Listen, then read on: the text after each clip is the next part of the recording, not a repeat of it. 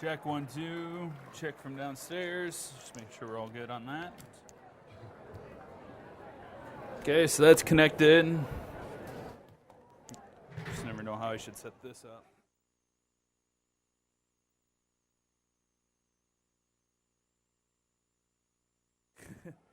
Powers has this down.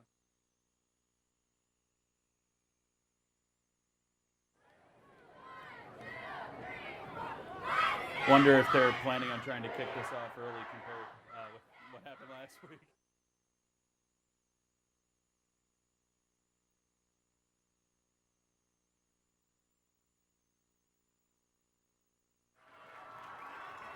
Although it is Casey, so Mark one tap.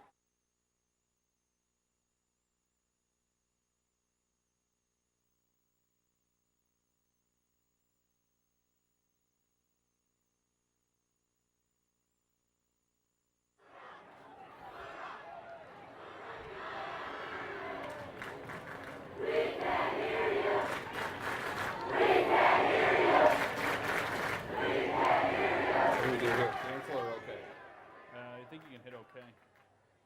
There, it'll update.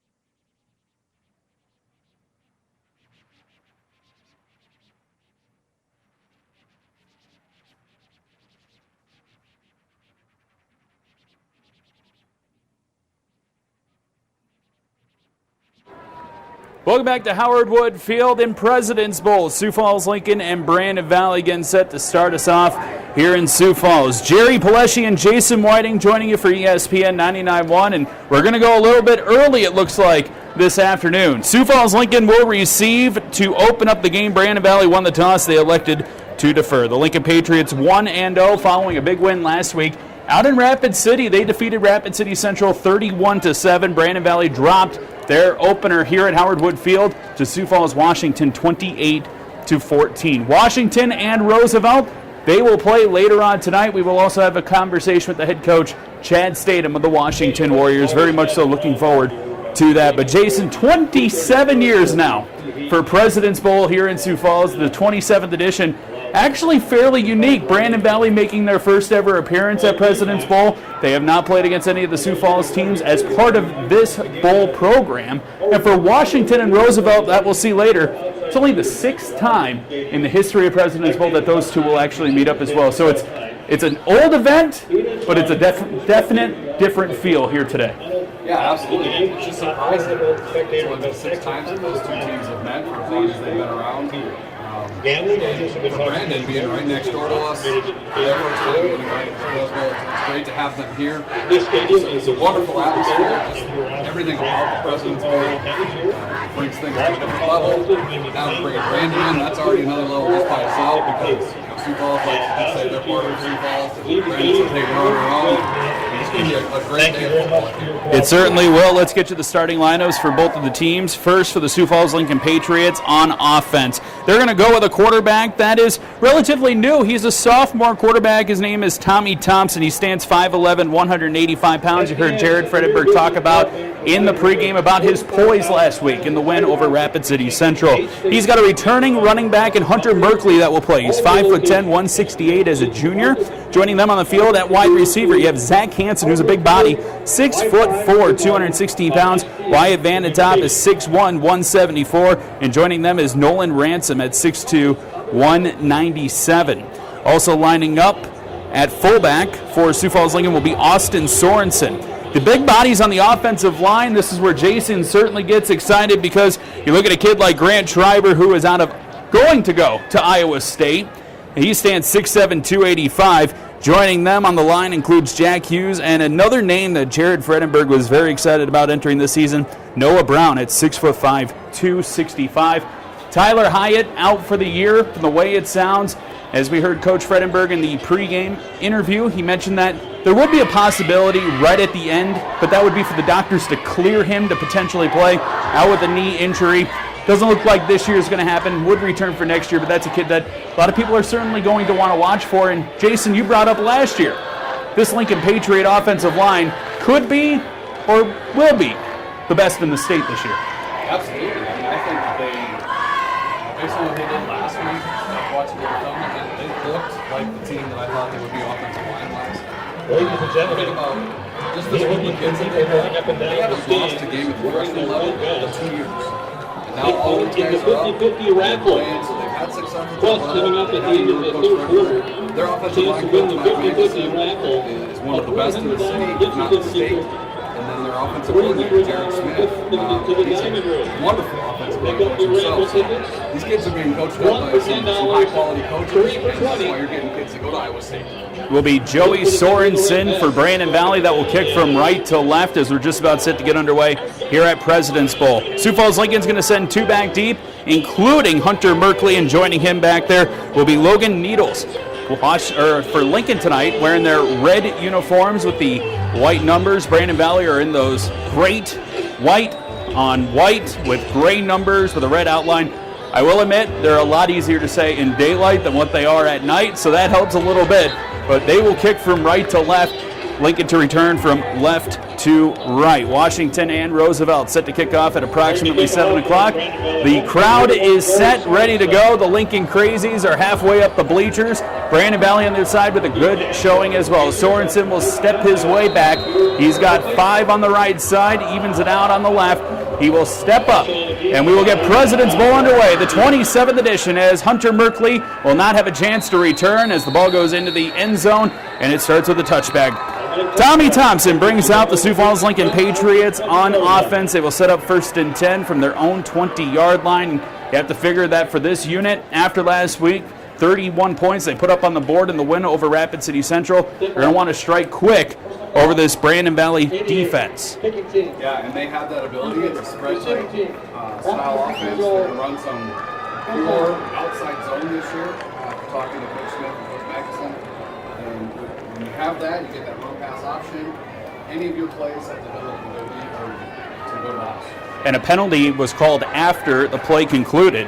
Mitch Iacker of the Lincoln Patriots called for unsportsmanlike conduct. It's half the distance to the goal, so Lincoln will set up 1st and 10 from their own 10-yard line. 2 receivers set to the right side. Sorensen, the fullback, moves from left to right. They're going to hand it off for Merkley, trying to cut down the middle of the field. Stop for no gain. That defensive line for Brandon Valley, including Tanner Neuenhaus, who's 6'5", 205, and Noah Hofer, the big defensive tackle, lining up right over the ball at 6', 280. And joining them on the outside is Parker Reed, the 6', 235-pound sophomore.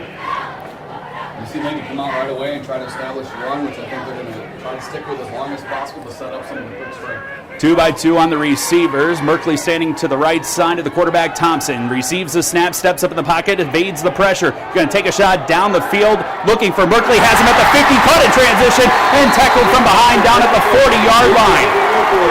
Wonderful job there by Thompson. Getting pressure from the outside. Did exactly what the quarterback did. Tackle for the Lincoln made by Jack Clinton. Just a nice First and 10 Patriots for 40 yards.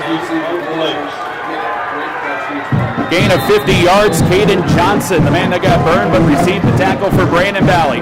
Inside of Lynx territory at the 40-yard line, the ball on the right hash. 2 receivers to the left, 2 to the right.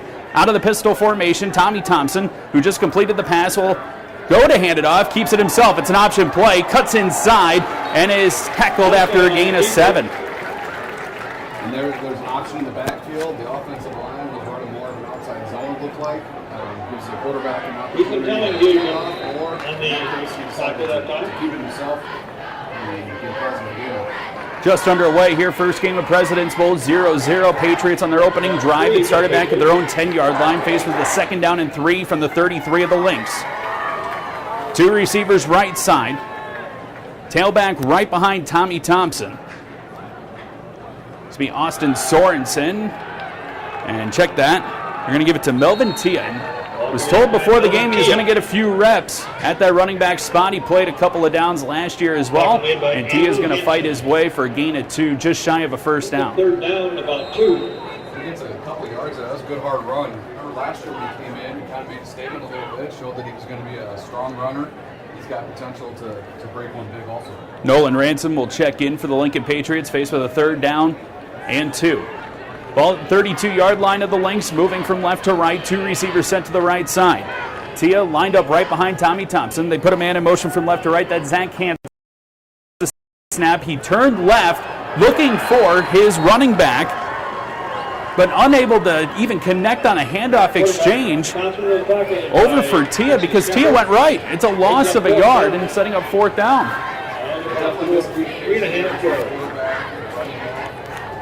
Turned to his left, thinking that's what the handoff was going to be. All the blocking was set up for that, so it was like Tia misunderstood which side he was supposed to be on there. And really no surprise, it will be 4th down and about 3 yards to go from the 33-yard line. Lincoln's going to go for it. 3 wide receivers sent to the right side, including Terrell Eisenbrot, who just checked in, who played a little bit of quarterback last year. Thompson awaits the snap. Calling out on the hard count.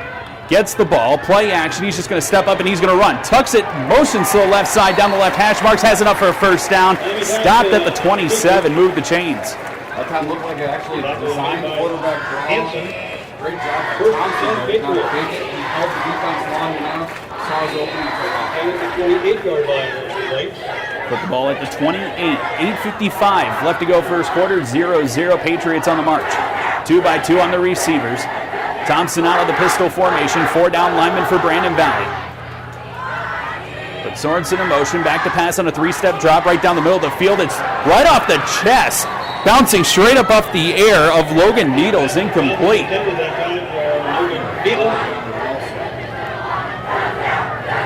Flag is placed on the far side of the field at the 27. Lincoln will back up, it will be charged against them.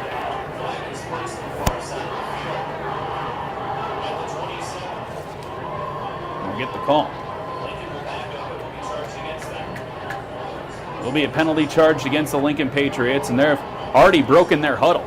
They're ready to go, even though the ball's not spotted. Drive started way back at their own 10-yard line following a penalty on the opening kickoff. On the offense, ambush cover, penalties decline. Second down. Tight end was covered up by a wide receiver that time. And it looks like they're going to decline it. Sets up second down and 10.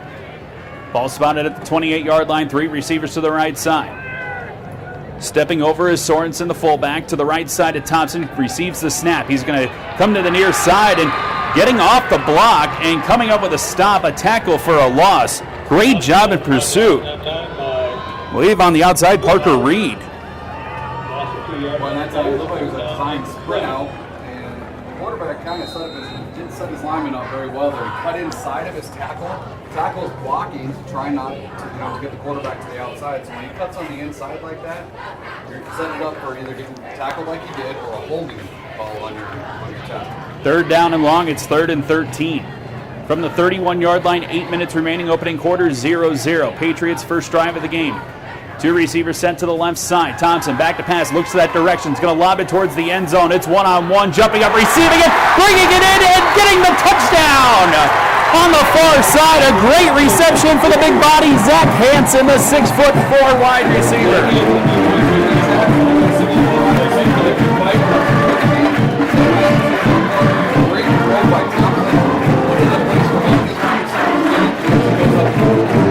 He won the battle over the senior corner, Jordan Block. It is a touchdown for Zach Hansen. And it's 6-0 Lincoln with an opportunity for a point after. Eisenbraun to hold, and the point after is almost blocked, but getting it up and through the uprights and connecting through. 7:47 left to go in the opening quarter. The Lincoln Patriots strike first. They're up 7-0 over Brandon Valley. You're listening to coverage of President's Bowl on ESPN 99.1.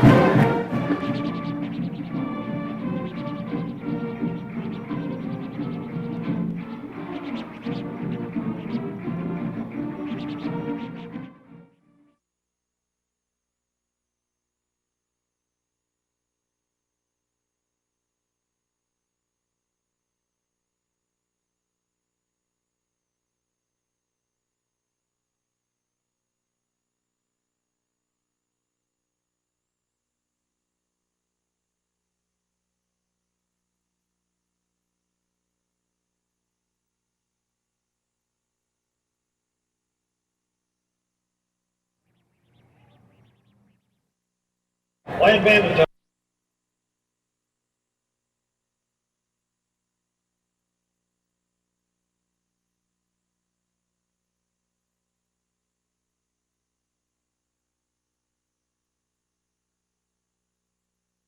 And number 21, 33 yards on the touchdown reception. Zach Hansen off the quarterback's hands. Tommy Thompson, 7-0 Lincoln over Brandon Valley President's Bowl here on ESPN 99.1 as the ensuing kickoff return brought out to the 33-yard line by Jesse Steffel. He'll stay on the field. Brandon Valley will take over first down and 10 from the 33-yard line. Their first offensive possession last week, losing to Sioux Falls, Washington, 28-14. Jason Whiting joining me, Jerry Paleshi here in the booth on this beautiful day in Sioux Falls. Brandon Valley moving from right to left. They'll send 2 receivers out on the left side, 1 man to the right. The quarterback, Thomas Skolton, is 6'2", 180 pounds in his junior season. Had a great game last week in the loss. He's going to receive the chest-high snap, rolls to the near side, looking for the curl route, incomplete for Carter Altoff. Great coverage from the Lincoln Patriots and Avery Rice. Skolton was intended for Altoff. Wide receiver looked like he was wide open, and Rice Avery Rice was Patriots. Patriots a little short-handed at the defensive back spot. Steven St. Pierre will not be playing here tonight, dressed in street clothes on the sideline. So Rice will replace him on the other side in the corner spots. You have joining out there Marcus Berjord as well as Spencer Wasman. Second down and 10. They pass to the right side and a barreling straight over a defender on the far sideline. What a reception that is caught by Ty McCann. He knocked down somebody right on the line of scrimmage and then put his shoulder down and Just put his shoulder straight down and take out Marcus Bajort. First down inside of Lincoln territory. The ball spotted at the 42. 7-0 Lincoln. 7:28 remaining in the first quarter. 4 down linemen for the Patriots. It's out of the shotgun is Thomas Skolton, the quarterback. He's got 3 back with him. He's going to hand it off for Steffel. Cuts out to the left side, looking for the outside edge, gets to the numbers, and tries to juke away with a stiff arm. Is able to get his way out towards the 30. Should be enough for a first down. Driven out of bounds by Spencer Washington. Valley's been able to seal the edge and get outside. And for the Lynx. 4 down linemen. Their defense is doing a better job. Right now, they're just getting crushed. They're all the way down. They're not getting hooked like they are. It is a first down from the 30-yard line. 1st and 10 inside of Lincoln territory for Brandon Valley. Lone wide receiver off to the right side, Carter Olthoff. He stands 6'3". Has the definite size advantage if they want to take it. Instead, they're going to hand it off and going straight down the middle. And netting 7 yards was Johnson. And the tackle is made by We're not scared to come right at you. I mean, they're Lincoln stacking the box, and Brandon saying, okay, we're going to come right. We're still going to go right up the middle here. 7 yards on the run. They're getting outside, getting first downs. They're kind of setting the tone themselves. Tate Johnson, the tailback, at 5'8", 155. It is 2nd down and 3 from the 23 of Lincoln. 3 receivers sent to the right side, the ball in the middle of the field. They hand it off for Johnson. Evades 1 tackle, burst his way across the 20 for a first down, stopped at the 19. And again, they're going to go right up the middle. That time they let the defensive end go, and he got too far upfield and wasn't able to close the gap. Where he made contact. 1st and 10. 1st and 10 from the 19. That defensive line for Sioux Falls Lincoln includes Mitch Iacker, the 6'3", 210 junior, Jonathan Smith, and Alex Oppold. Joining them on that line is Isaac Sarbacher, who's 6'3" as a junior. 1st down and 10 for the 19. Skolton looks back at his head coach, Chad Garrow, on the far sideline, puts a man in motion from left to right. They're going to reset, Steffel the tailback, and now some personnel issues. Draws the timeout from the Brandon Valley Lynx. 6:13 remaining in the first quarter. It's the Lincoln Patriots 7, Brandon Valley 0. We'll step aside as well as this is President's Bowl on ESPN 99.1.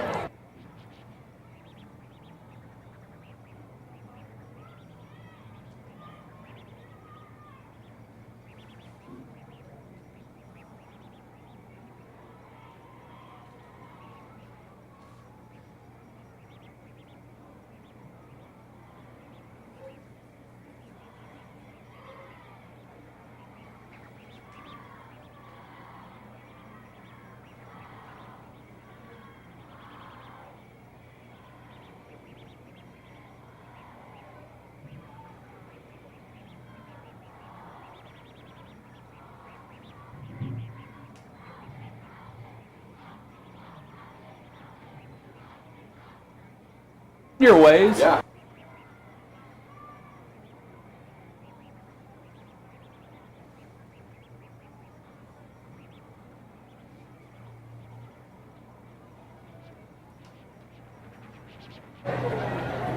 President's Bowl 2018 here on ESPN 99.1. I'm Jerry Paleshi. Alongside me, Jason Whiting. We'll bring you all the way throughout the regular season and into the playoffs.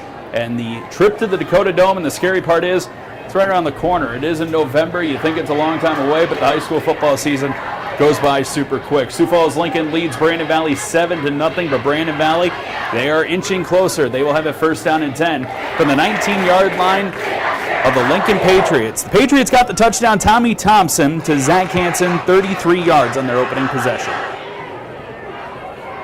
Yeah, man, Lincoln set the tone right away with their offense. And we can score, but here comes Brandon. They haven't really given them much resistance so far, so I'm curious to see if they're able to catch this one out. 2 tailbacks for the quarterback, Skolton, out of the shotgun formation with 2 receivers to the right side. 1st and 10 from the 19. Quick screen is given off on the right, brought in and caught. I believe that is Tate Johnson again. And it will be a gain of roughly 7, setting up a 2nd down and short. We've already seen some new names come in for Brandon Valley, working their way into this game than what we saw last week against Sioux Falls, Washington. They lost that game 28-14. We'll have a conversation later with Chad Statham, the Washington head football coach, but one of the questions that I did ask him earlier this week was, did the game feel closer to you than what the score indicated? This Brandon Valley team. Three receivers sent left side, 2nd down and 2 from the 11-yard line of the Patriots. Are going to feed it right up the middle, a gaping hole, and sprinting his way on in for a touchdown is the running back, Jesse Steffel. Right now, Brandon Valley has noticed that Lincoln's defensive line, they're not being very disciplined. They're getting deep into the backfield, which is not their job. Their job is to occupy offensive linemen, to keep those offensive linemen off of the linebackers. Well, Brandon's offensive linemen are releasing and getting on linebackers, which allows him to walk in. Sorensen to attempt the point after, as his kick is up, high up in the air, and it sails on through. Makes the score 7-7, all tied up. Lincoln struck first with Thompson to Hansen for 33 yards, and then Jesse Steffel goes 11 yards on the touchdown run right down Broadway. As easy as it can get for a touchdown for Brandon Valley. Two teams go blow for blow on the opening possessions. Yeah, and that's the way this game has the potential to do that. These are two very good offenses. So I think it's going to come down to which defense is going to be able to hold. This could be one of those games where each offense is going to score pretty much every time they get the ball. So one defensive stop could be the difference in this game. It was a high school football game last night featuring, I think it was North Sioux City. It was 99 to 81. I don't know if I'll have quite that here at Howard Wood Field with this opening game of President's Bowl. That'd be something else, though. That's just amazing. I think back to the time Trying to kick off, Torrey Sioux City Sorensen. North, and they were just a run team. Deep for the Patriots, number 2, Hunter Merkley, Each offense and would have number 3 to 84, 4 possessions. Logan Even. 81 to 80. That's pretty much throw the ball every time it's full. We're expecting fireworks here this afternoon, but I don't know if it's going to be that many. Two back deep for the Lincoln Patriots. Sorensen will kick from right to left. An end-over-end kick is sailing its way into the end zone. Another deep kick with the wind to his back. That might have carried it an extra 5 yards, but it will be 1st down and 10 for the Lincoln Patriots from their own 20-yard line. Their opening possession was supposed to start from the 20, however, unsportsmanlike conduct put it back at their own 10. Didn't matter, they still went 90 yards on the touchdown drive. And that 90-yard drive, they did a lot of different things. They had success running the ball, and then they had one really nice long pass play, and then they scored on one of the pass. So, they show that they can be balanced. So far, Brandon's come out and said, we're just going to run the ball at you. So, be interested to see who makes the adjustment here on this defense. Thompson goes under center for this 1st down and 10 from their own 20-yard line. Man goes in motion, play action. Thompson back to pass, wants to take a shot down the middle of the field, looking for Hunter Merkley. It's high lob in the air, brought in at the 45, but he dropped it going down to the ground. Merkley slams his hands down into the turf, steps up, claps his hands together, and now starts jogging all the way back to his own 20. Incomplete pass. Yeah, he knew he dropped it there. I was actually in communication on the officials' point of view there because our back judge, he didn't see it. Able by completion. Side judge saw that it did hit the ground. It was a good job by Brandon Valley's defender there to knock that ball out because Merkley had it. Merkley comes off onto the sideline for the Patriots. It's 2nd down and 10 from their own 20-yard line. Brandon Valley's defense catches a break. Thompson receives the snap out of the pistol formation, goes with the play action, instead tucks it. He's going to run, spins away from a defender, gets to the 30-yard line, fights his way for a 1st down for the Patriots. There's just a little, almost a zone read there by Thompson. Notices that the defensive end crashed onto the running back. Also got the running back's gut. Replaces the defensive end. Terrell Eisenbraun will check in at wide receiver for Lincoln. He'll be sent out to the right side of the field, which is also the short side of the field, with the ball just on the inside of the right hash mark. 1st down and 10. Check that from the 31-yard line. Put the tailback Melvin Taya on the right side of the quarterback Thompson. 4-down lineman, and a false start coming in on the Lincoln Patriots. Jumping off sides, Noah Brown, the right tackle. A little excited to try to get a little excited. Sometimes those offensive tackles, not always the quickest guys. And to get up to that 2nd level, you try to cheat, give a little extra step if you can, and that time you Makes it 1st down and 15 from their own 26. 4:45 remaining in this 1st quarter, all tied up 7-all. 2 receivers left side, 2 to the right. Tia goes to the left side now with his quarterback Thompson. Pressure coming from the outside. Thompson gets rid of it. They go straight down the seam again, and dropping another one is Hunter Merkley. This one right off his fingertips, slaps his hand on his helmet and heads straight for the sideline. That's 2 in a row. But that time, the 1st time time Merkley had that one, that was the defender that I think popped it out of him. This time it was all Merkley. Second down and 15 for the Patriots. You could be too open as a wide receiver. And I think he knew that he had nobody that was going to catch him. And he was thinking about end zone before he was bringing that ball. Kind of beating himself up on the near sideline, getting some encouragement from his coaches as he takes his helmet off, trying to breathe. Second down and 15. Thompson gets slaughtered in the backfield. It's a tackle all the way back at the 20-yard line, just shooting up right through the gap at the linebacker position. I believe that was Andrew Hansen. Unbelievable for Brandon Valley. He's going to set Lincoln back on what will be a 3rd and 20. It was just almost miscommunication there. Offensive line just kind of running through. Right from the middle linebacker spot for Andrew Hansen, the 5'10", 205-pound senior. 3rd down, 20 yards to go. 4 minutes remaining, first quarter, 7-7. 2-by-2 on the receivers. Thompson out of the shotgun with the ball in the middle of the field. Rolls to the near side, following the snap. Squares his shoulders, pump fakes, steps up, and is ripped down again at the 18-yard line. Tackle for a loss as Parker Reed will come up with a stop for the Brandon Valley Lynx, and it sets up 4th down and a mile. It's going to go down as a sack. But that was a cover sack. Brandon Valley dropped 4 that time to cover the 2 receivers. Lynx come up on the first stop on defense, forcing a punt. In punting position for the Patriots. Patriots will send Ransom standing at his own 3-yard line. 1 man back deep for Brandon Valley on this 4th down and 24. High kick, not going very far. Coming to the near side, will take a bounce at the 41 and out of bounds at the 45. Brandon Valley will have great field position, and they will start 1st down and 10 from the Lincoln Patriots 45. That's a huge stop for Brandon Valley's defense right there. Forcing Lincoln to punt into the wind, and we're at Howard Wood. We got the flags at half staff for something in the game, but you can see that there is a little bit of wind, and anytime you got to punch into that, it causes an issue. So nice job by Brandon Valley's defense. 7-7 the score, 3:07 remaining in the first quarter. President's Bowl, first game of the doubleheader, Brandon Valley and Lincoln. The Lynx of Brandon Valley with the football. 3 receivers right side. They're going to give it on the counter to the left. Bouncing on the outside, motioning towards the near sideline, and running out of bounds for Brandon Valley was Johnson, and he's going to net 4. Boy, again, and Lincoln's defensive line just allowing themselves to get hooked. Brandon's able to get outside. First touchdown for Brandon Valley. 11-yard touchdown rush right up the middle for Jesse Steffel. With the same success on their second drive of the game. Clock stopped at 3:01, 7-7. 2nd down and 6 from the 40-yard line. 2 receivers on the right side, a lone man to the left. They put a man in motion. Out of the slot, motioning from right to left, back to Pasco. Skolton wants to set up a screen down the middle. It's incomplete off the fence. He claps his hands together. He knows he drops one. Was intended. Yeah, he dropped it. That's a tough pass for him. He was throwing behind him. He still got his hands on it. But if he would have been able to corral that in, he had 1 defender to beat. Again, Brandon Valley, Coach Garrow calling plays that are going to put his offense in the best spot. Lincoln's defensive line is super aggressive right now. So when you get upfield like that, I would look for a lot more screen type stuff. 8 out of the 11 starters on defense for the Patriots are underclassmen.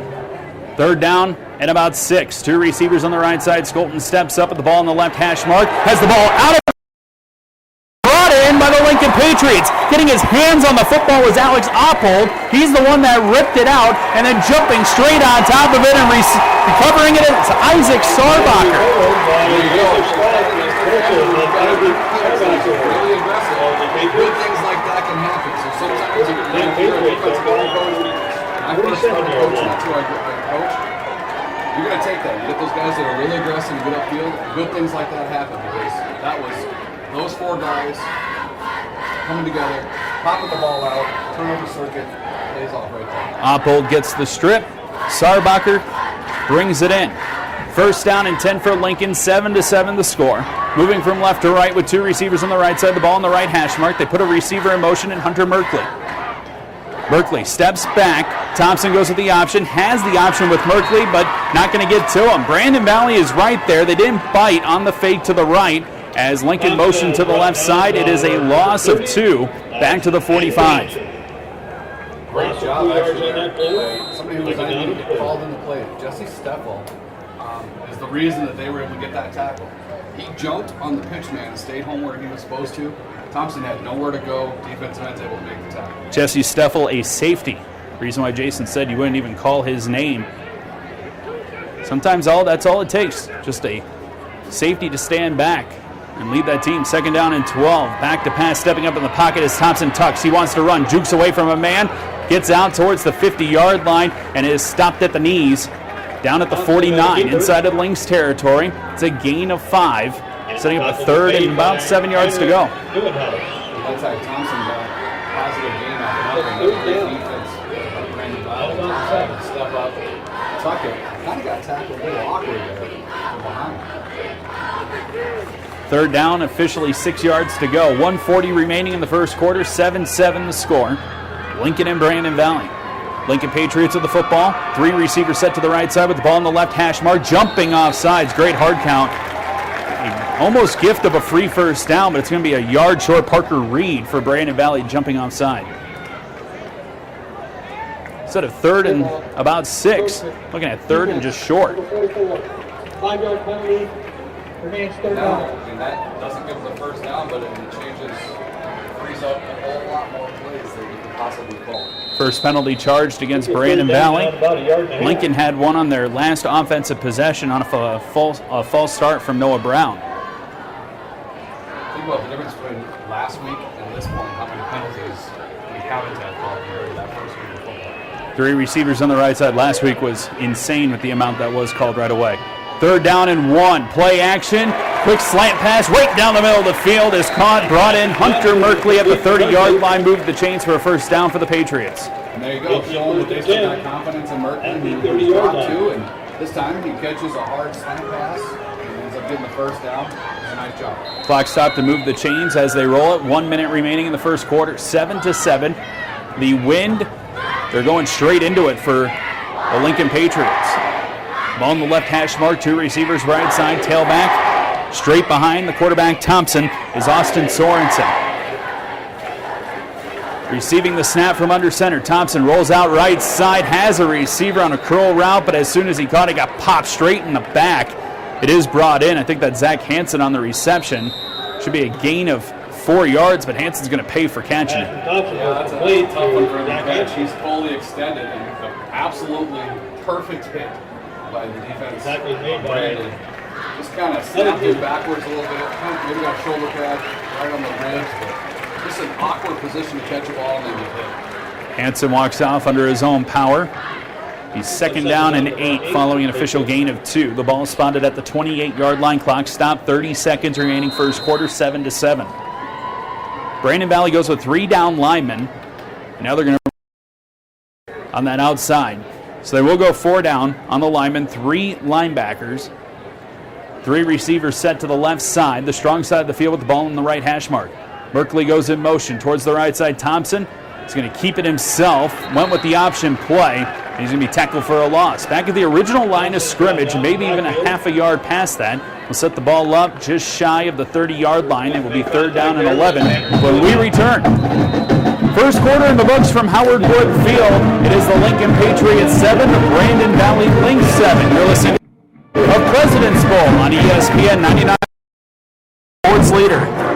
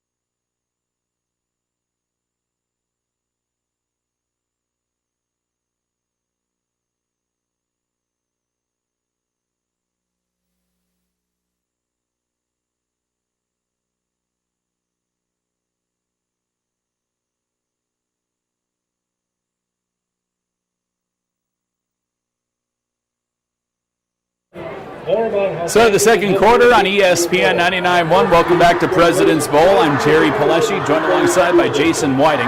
7-7 the score. Sioux Falls Lincoln and Brandon Valley. The Patriots opened up the scoring on a 33-yard touchdown reception to Zach Hansen on the left side of the end zone. Extra point, of course, was good, and then Brandon Valley answered back on their next offensive series. It was Jesse Steffel going from 11 yards out off the rush. Good for a touchdown. That's where we stand. And it will be Lincoln football faced with a 3rd down and 11, needing the 20-yard line of the Lynx. Right before the quarter there, Lincoln ran an option. And Thompson, it's the second time they've run the option, and Thompson hasn't pitched the ball. They have the pitch there. He just needs to make his read a little bit quicker, because if he gets it outside, right now he's got Merkley, usually it's been in motion as that option back, and he's been out there and he's got the edge. Thompson's got to be able to recognize that quicker and get the ball, get rid of it. Most of the work being done by the Lincoln Patriots in that first quarter was done through the air. 110 total offensive yards, 95 through the air for Tommy Thompson, the quarterback who stands out of the shotgun formation, has a tailback in Hunter Merkley. 2 receivers off the right side. They put a man in motion off the left. Back to pass goes Thompson on a 3rd and 11. Lobs it right down the middle of the field. This could easily be picked. Instead, it's thrown towards the far sideline. It bounces out of bounds.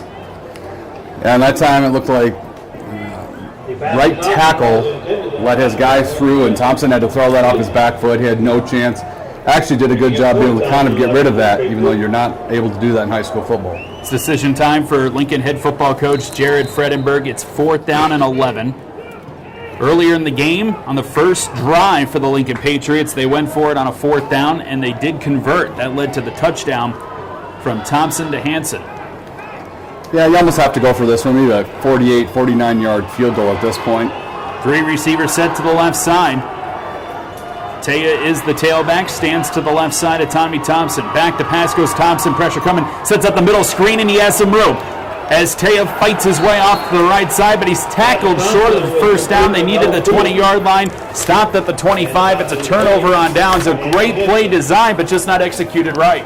Yeah, great design, great time to call it. Had the blockers out in front, but unfortunately those blockers are offensive linemen, and when you get them out in open field, while they're offensive linemen and their job is to block, they do it from a different position. So when they get out in field up against a defensive back, that's usually quite the mismatch. 1st down and 10 from their own 25-yard line off the turnover on downs. Brandon Valley with the football. Out of the I formation with 2 receivers off on the right side. The quarterback, Thomas Skolton, goes under center. A stretch handoff off the left for Jesse Steffel. Nowhere to go. As being wrapped up, Mitch Iacker was right over there for the Lincoln Patriots, putting the finishing touches on the tackle. But a lot of the dirty work being done on the inside. Jonathan Smith on that defensive line. And that time the defensive line did exactly what you're supposed to do. They took up Brandon Valley offensive lineman bodies and let their linebackers come through. The touchdown that was pulled in for Brandon Valley came at the 5-minute and 30-second mark of the first quarter. 11 yards on the touchdown rush for Jesse Steffel. He has 48 yards as it stands right now. 2nd down, 12 yards to go following the loss of 2 from the 23-yard line inside their own territory. Play action rolling to the near side as Skolton goes with the lob pass on the out route, incomplete. Pass intended for Ty McCann, sets up a 3rd and long. Well, that time Skolton had a wide receiver. He just didn't, he kind of rushed that pass a little bit. He had no reason to get rid of that one so quick. Didn't set his feet, even though he was on a sprint out, which you can still do, and just a little wide. Lynx with 63 total offensive yards on 12 plays. That's all they've had the football for. Lincoln controlled the clock in the first quarter. 2 receivers set on the right side. Thomas Skolton stands out of the shotgun formation on a 3rd down and 12 from the 23-yard line. Steps back, squares his shoulders, takes a shot on the left curl route right at the first down marker, and bringing it in. It is caught right at the sticks. They needed the 35, stretching out to the 36-yard line, Carter Olthoff. Olthoff did a really nice job there, knowing exactly where he needed to square that route off. It was just an out, and he did it right at the sticks, catches it, first down. That in itself, you know, that's a senior punt. That is as pure as you can get for a kid that has played varsity football for the last couple of seasons. The ball in the left hash mark, 1st down and 10 from their own 36. 10:55 remaining in the first half, 7-7 the score remains. Play action, rolling to the near side. Skolten goes with the dump-off pass. It is caught, crossing the 40, barreling his way across the 45-yard line over a defender. A nice play for Brandon Valley. Puts the ball shy of the 50-yard line, as just running straight downhill was Tate Johnson after the catch, but a penalty flag came out. I think we did get a holding call in the backfield. And also, let's see, Blazevich went down. Looks like he's holding his shoulder, and the way he went down, just not being the medical doctor or athletic trainer, but it just looked like it was one of those options where he could have separated it, something, because it was just awkward enough, and now they're looking at it. Andy Blazevich, a 5'10" sophomore, one of the underclassmen. We mentioned 8 out of the 11 of the defenders for Sioux Falls Lincoln in the starting lineup underclassmen. He's being tended to right in front of us at our press box position at the 43-yard line. And I think I try to say this every broadcast if I can, but at Sioux Falls we've got amazing certified athletic trainers, and for Lincoln it's Brian Fox and Katie Shear. These kids are really lucky to have people of this knowledge be able to take care of them. Penalty was charged against Brandon Valley off a hold. It's going to be first down, about 23 yards to go. Ball spotted at the 23-yard line for the Lynx with 3 receivers off the right side. Skolten gets the snap, hands it off the left side. Steffel fighting his way, evades one tackle, crosses the 30, and stopped at the 32. Well, and Steffel does a nice job. He outran the linebacker who came free on that. I mean, linebacker was in the perfect route, took the perfect path, and Steffel just kind of put his arm out, gave him a little stiff arm, and ended up getting a positive gain. Sets up a third down, or check that, a second down. Should be second down. Needing the 46-yard line for the first down. Standard I formation. Thomas Skolten, the quarterback, goes under center, puts a man in motion. That's Olthoff from left to right. Receives the snap, hands it off, straight down Broadway. Handoff to his fullback. Off the carry, Andrew Hansen. It's only a gain of 2. That time, Brandon Valley tried to catch Lincoln off guard by doing the quick handoff on the dive to the fullback, which is not your typical. Typically, that fullback's going to come up and be your blocker. Lincoln did a good job staying home and honoring what they were supposed to. Also not traditionally a call that you see on the 2nd and 15. Quick stoppage. Looks like for a jersey issue. Who's running off the field is Mitch Iacker. The Lincoln Patriots replacing him will be Braden Treadway. Third down, 13 yards to go, 9:23 remaining in the first half, 7-7. 2 by 2 on the receivers. On this third down from the 33. Nice setup on the screenplay, breaking free off the left side. Has plenty of room and daylight. Crossing the 30, the 20, a man to beat. Carter Olthoff will take it to the house. What a great call by Brandon Valley there. They knew Lincoln was going to pin their ears and come at him, and they run a little tunnel screen. And that time he had wide receivers out blocking for him instead of offensive linemen, and Olthoff did the rest. 71 yards on the touchdown off the screen pass. It's 13-7 Brandon Valley.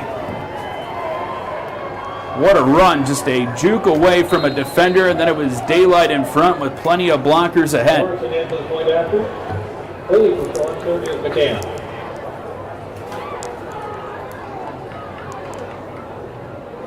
One player quickly running onto the field for Brandon Valley. Sorensen to attempt the point after. He made his first one. This one going the opposite direction is up, and it is through. 9 minutes, 5 seconds remaining in the first half. It's Brandon Valley with the lead for the first time this afternoon. They lead the Lincoln Patriots 14-7. You're listening to coverage of President's Bowl on ESPN 99.1.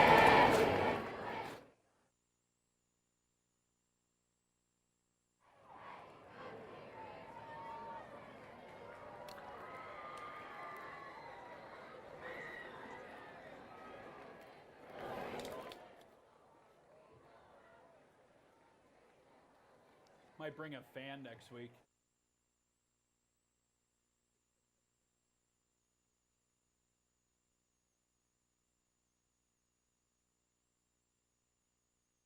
I was hoping that was...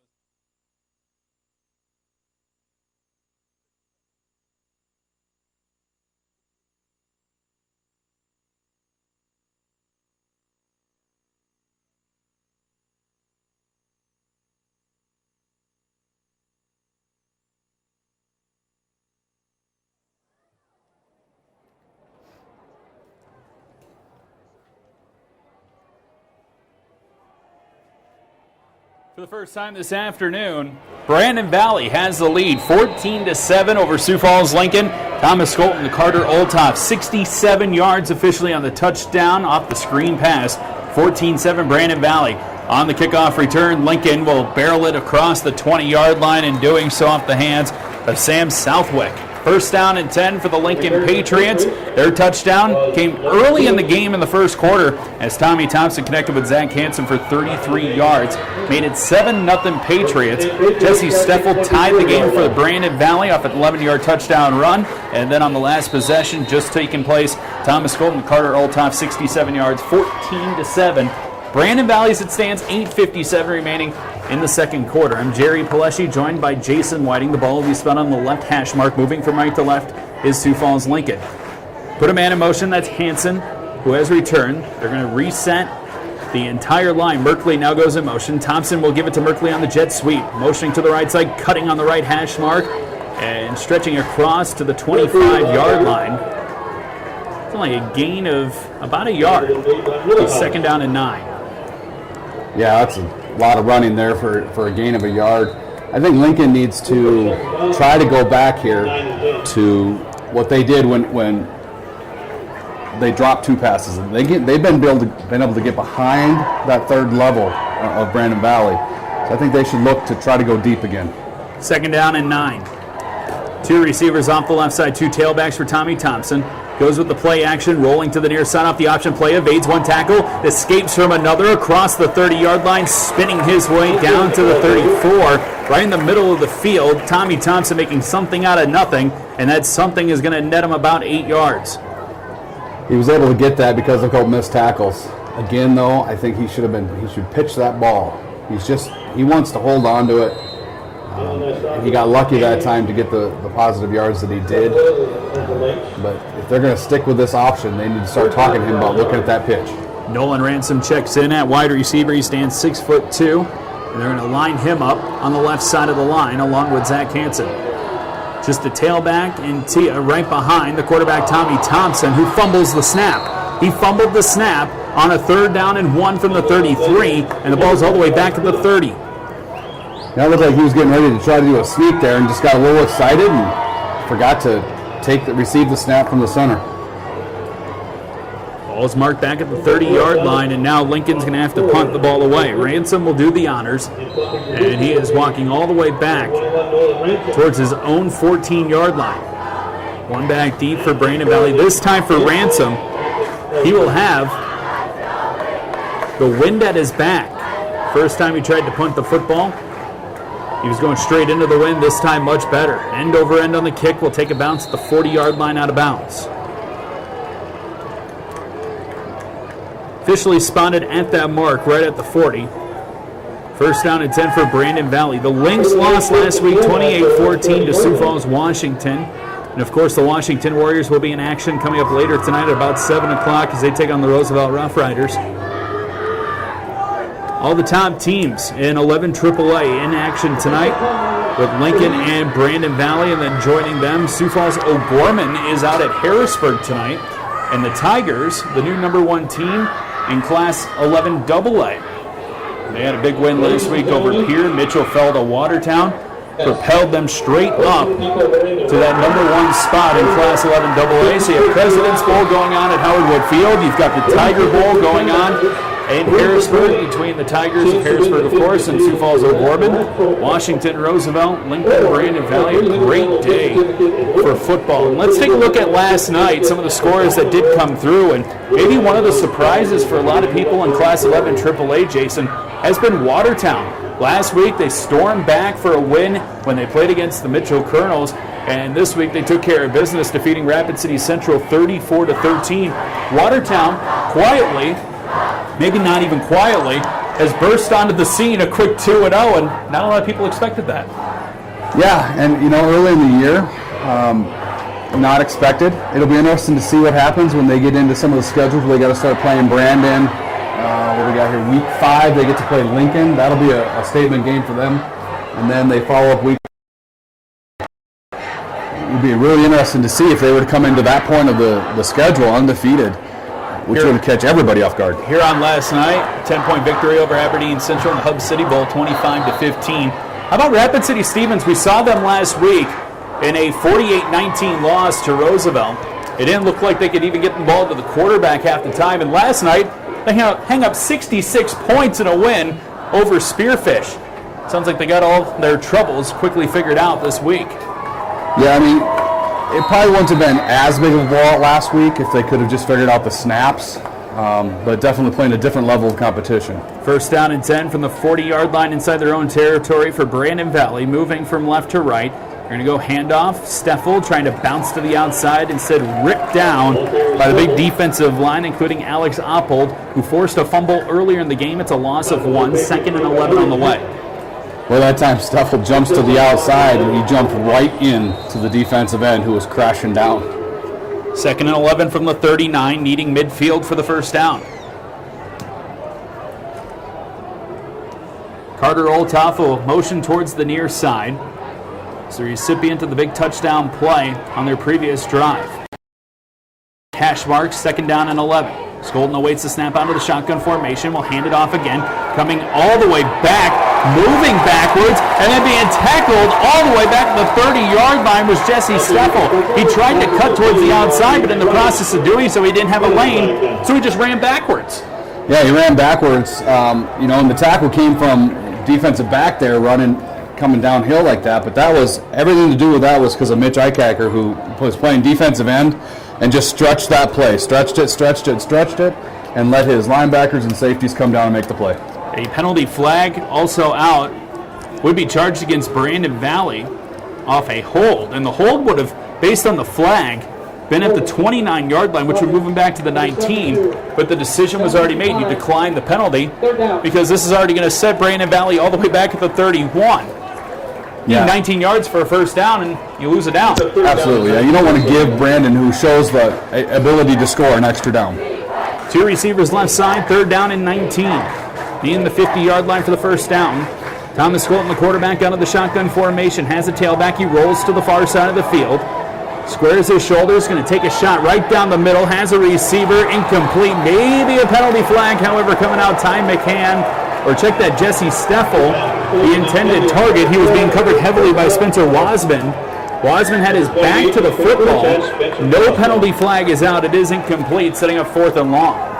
Wow, so far this year in the games that we've done, it feels like the officials are starting to let a few more things play, because in previous years, that would have been, and I even right now think that should have been pass interference, because the defense didn't even look back and had contact with the receiver. 4th down and long.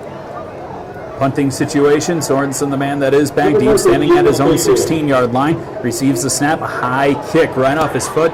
A great kick. Hunter Merkley calls for the fair catch at the 30-yard line. Looked like he was going to try taking off on the right side, as if the play could continue. But it will be 1st down and 10 for Sioux Falls Lincoln following the great stop on defense.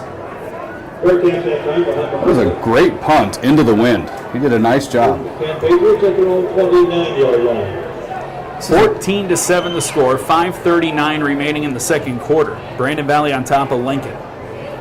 Lincoln really needs to make a statement here. They've got to get something in before this half and go in, hopefully tied up, just to show that it wasn't just the first drive lucky thing. 1st down and 10, ball in the middle of the field. Stepping up to pass, Thompson fires it to the near side. A double covered and almost bringing it in was Zach Hansen. The play broken up, though, in the backfield. Again, he was double covered. I believe Isaiah Campbell was the corner on the outside, and then that safety, Devin Jones, coming over to also help make the stop. Even into double coverage, safety came over as soon as Thompson released that one. That was a great throw on Thompson's part, because he put that where basically only his receiver could get to it. His receiver went underneath it, and then Brandon's defense just came in and made the right play, knocked the ball out. Great throw. Would have been absolutely amazing catch. They're going to put Hansen again off the left side. In the slot position goes Hunter Merkley. 2 tailbacks for Tommy Thompson. 2nd down and 10. He's going to hand it off, trying to burst his way across the 30-yard line on a carry for the Lincoln Patriots. And working his way in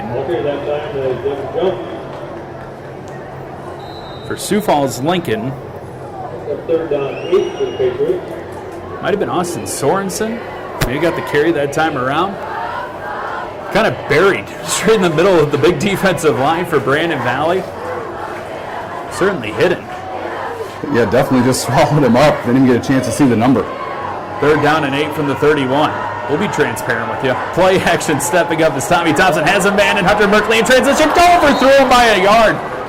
Oh, Merkley had another step again on the outside defender and Jordan block. They can't connect. It's the third missed opportunity for the Lincoln Patriots. It's going to be 4th down and 8. I know that that's 3 times now. 2 off of Merkley's hands, and that one was just overthrown. Merkley didn't have a chance at that one. But it shows that they can get behind Brandon's defense. So Brandon's going to have to figure that out because eventually Thompson's going to connect with one of them, and all 3 of those could have been touchdowns. Punting into the wind is Ransom. Line drive kick on a 4th and 8 from the 31-yard line. Picked up and nowhere to go. Chopped down at the knees at the 38-yard line for Brandon Valley. A 1st down and 10. That was a great open field tackle there by Vandentop. Looks like Isaiah Campbell, a little frustrated for Brandon Valley. Took his helmet off, just went straight to the sideline, grabs the Gatorade bottle, takes a drink, and now sits down on the far sideline bench. Coach is coming over to talk to him. It will be 1st down and 10. Oh, a penalty flag is all the way back on the opposite side of the field. Did not see that one come out. But a penalty flag is back at the 27-yard line. Officials are talking this over. We get the call from the field. Below the block, below the waist. Number 17. 15-yard penalty. Cannon run. That's an illegal block below the waist on Lincoln, the punting team. That's a huge penalty that moves Brandon Valley 15 yards off from the end of the play. Lynx will now take over, 1st down and 10. Inside of the Patriots' territory with the ball marked at the 47. Off the left hash, 1 wide receiver off on the right side. Quarterback, Thomas Skolin, steps up out of the shotgun formation, receives the snap, gives the handoff off the left side, cutting to the outside of the numbers. The ball came out late. That was Tate Johnson on the carry for the Lynx. They didn't say he was down before the ball came out. And right now, Brandon Valley running a little zone read also. Skolton has the opportunity to pull that there, reading the opposite defensive end away from the running back. Eventually, if he starts actually reading that, he's going to be able to pull that. There was nobody on the right side of the line. They were all crashed down. If he reads that right, he might have himself a long touchdown. 14-7, Brandon Valley on top of Sioux Falls Lincoln. 4 minutes, 31 seconds remaining in the first half. I formation and getting the man to jump on the outside. Jumping off sides was Iacker for Sioux Falls Lincoln. It's going to grant a free 1st down for Brandon Valley.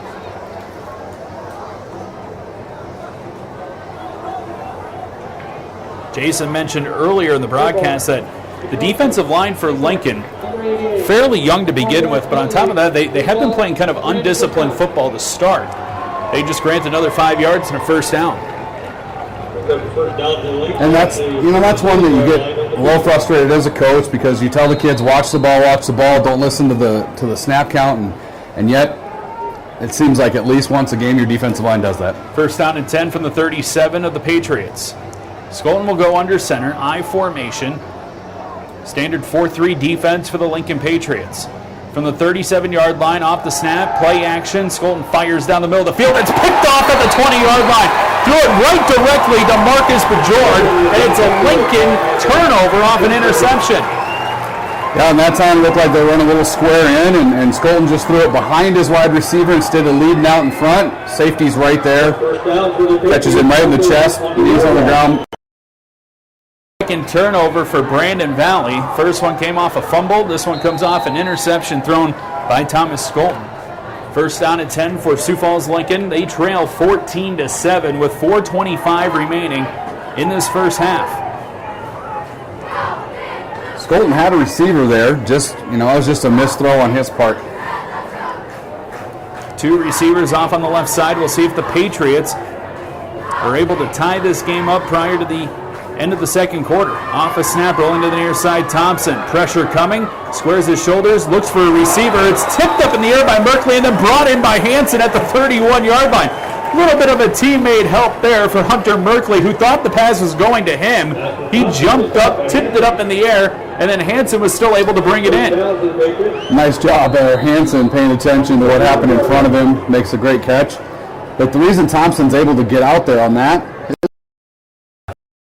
is set the edge and just laid a wonderful block on a blitzing linebacker on that.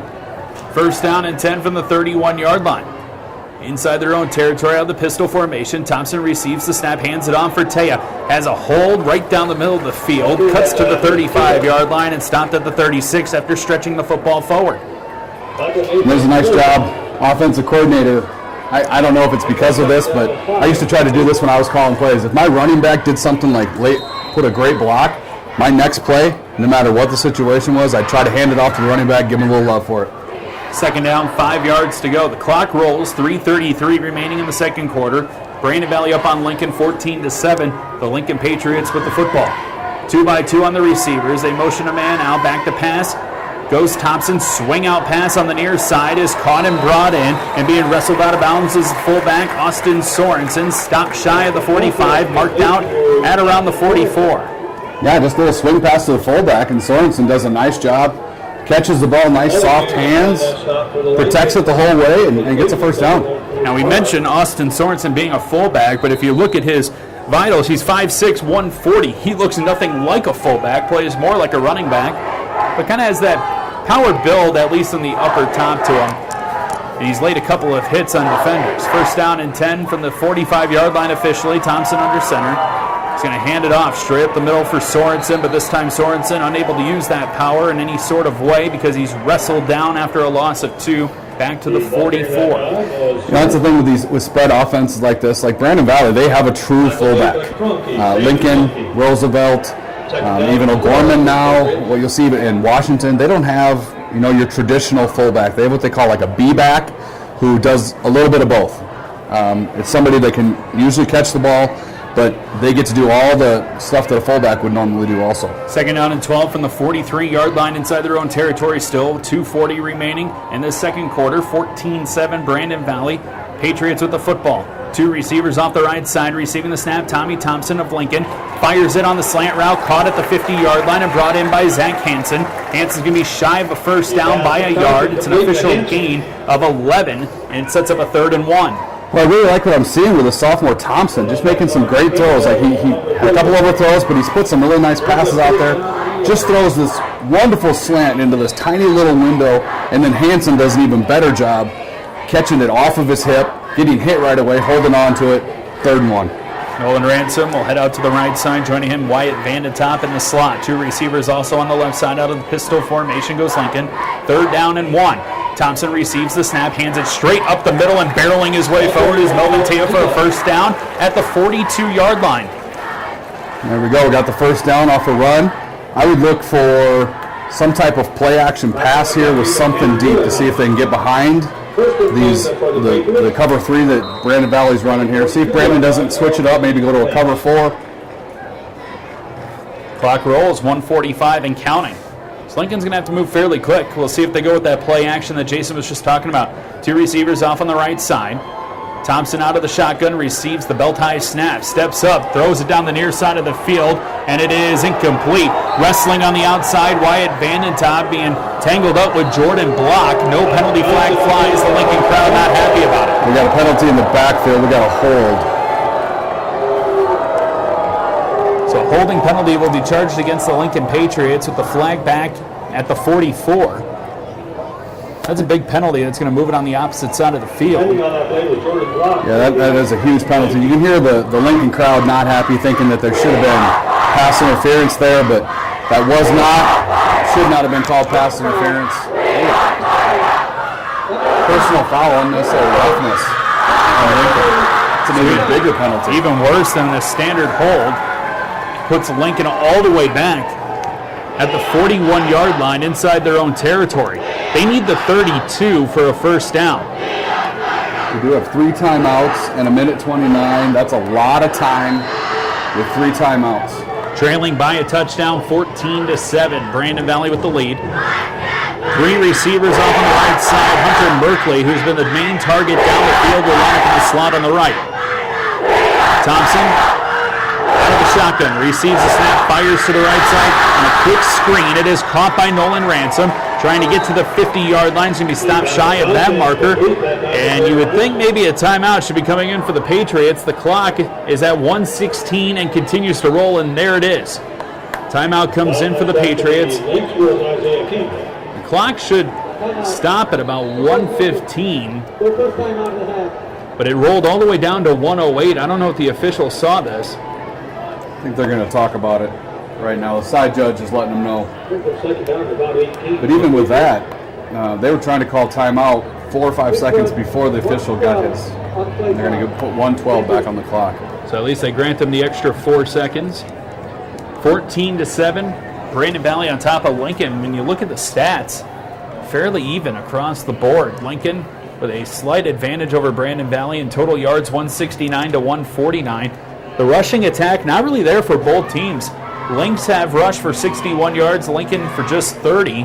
Most of the work being done through the air, 139 to 88 in favor of Sioux Falls Lincoln, but it's Brandon Valley with the advantage on the scoreboard, 14-7. And we knew coming into this game that this game would be pretty competitive. This is a much different team for Jared Fredenberg coming into this season as what he came into in his first year as a coach for this program last year. It was the first time in probably forever, I'd have to go back and look, that a Sioux Falls team did not make the playoff field for Sioux Falls Lincoln last season. And it was an interesting year last year coming in. I mean, they had the change in coaching, and then anytime you have that change, we think back to when Coach Statham took over.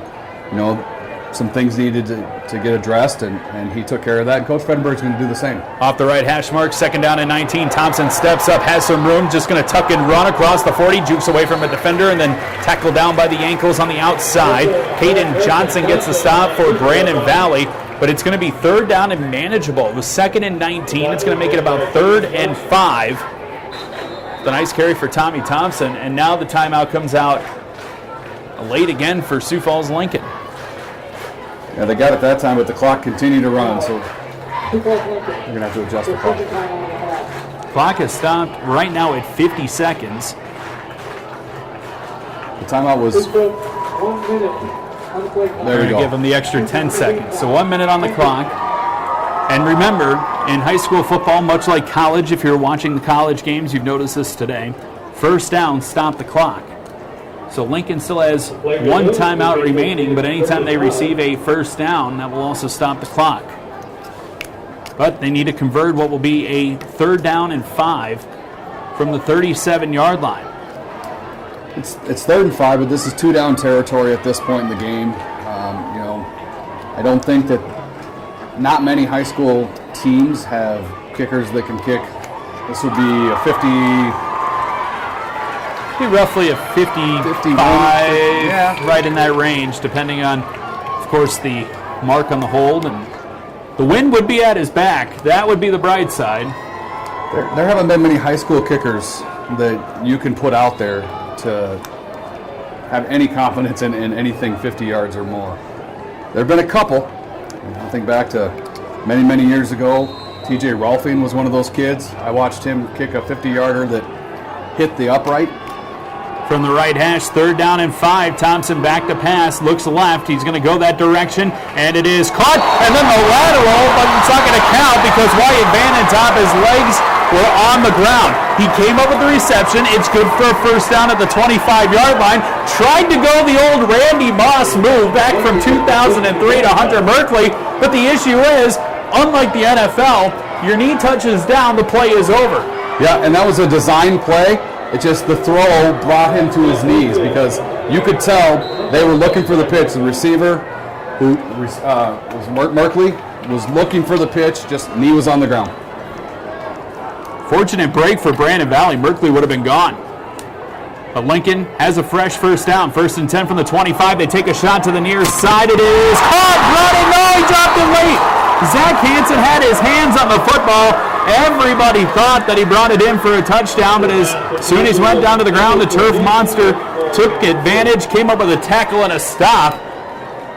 He's got the ball right out of his hands. What a throw by Thompson. Just this sophomore can throw the ball. He's got great touch on it. Right now, the wide receivers just got to kind of come up with some stronger hands and be able to hold on to it. You see sophomore quarterback, and you kind of almost, I don't want to say you cringe, but you kind of have very much of heavy question marks entering, and Thompson really showing his worth.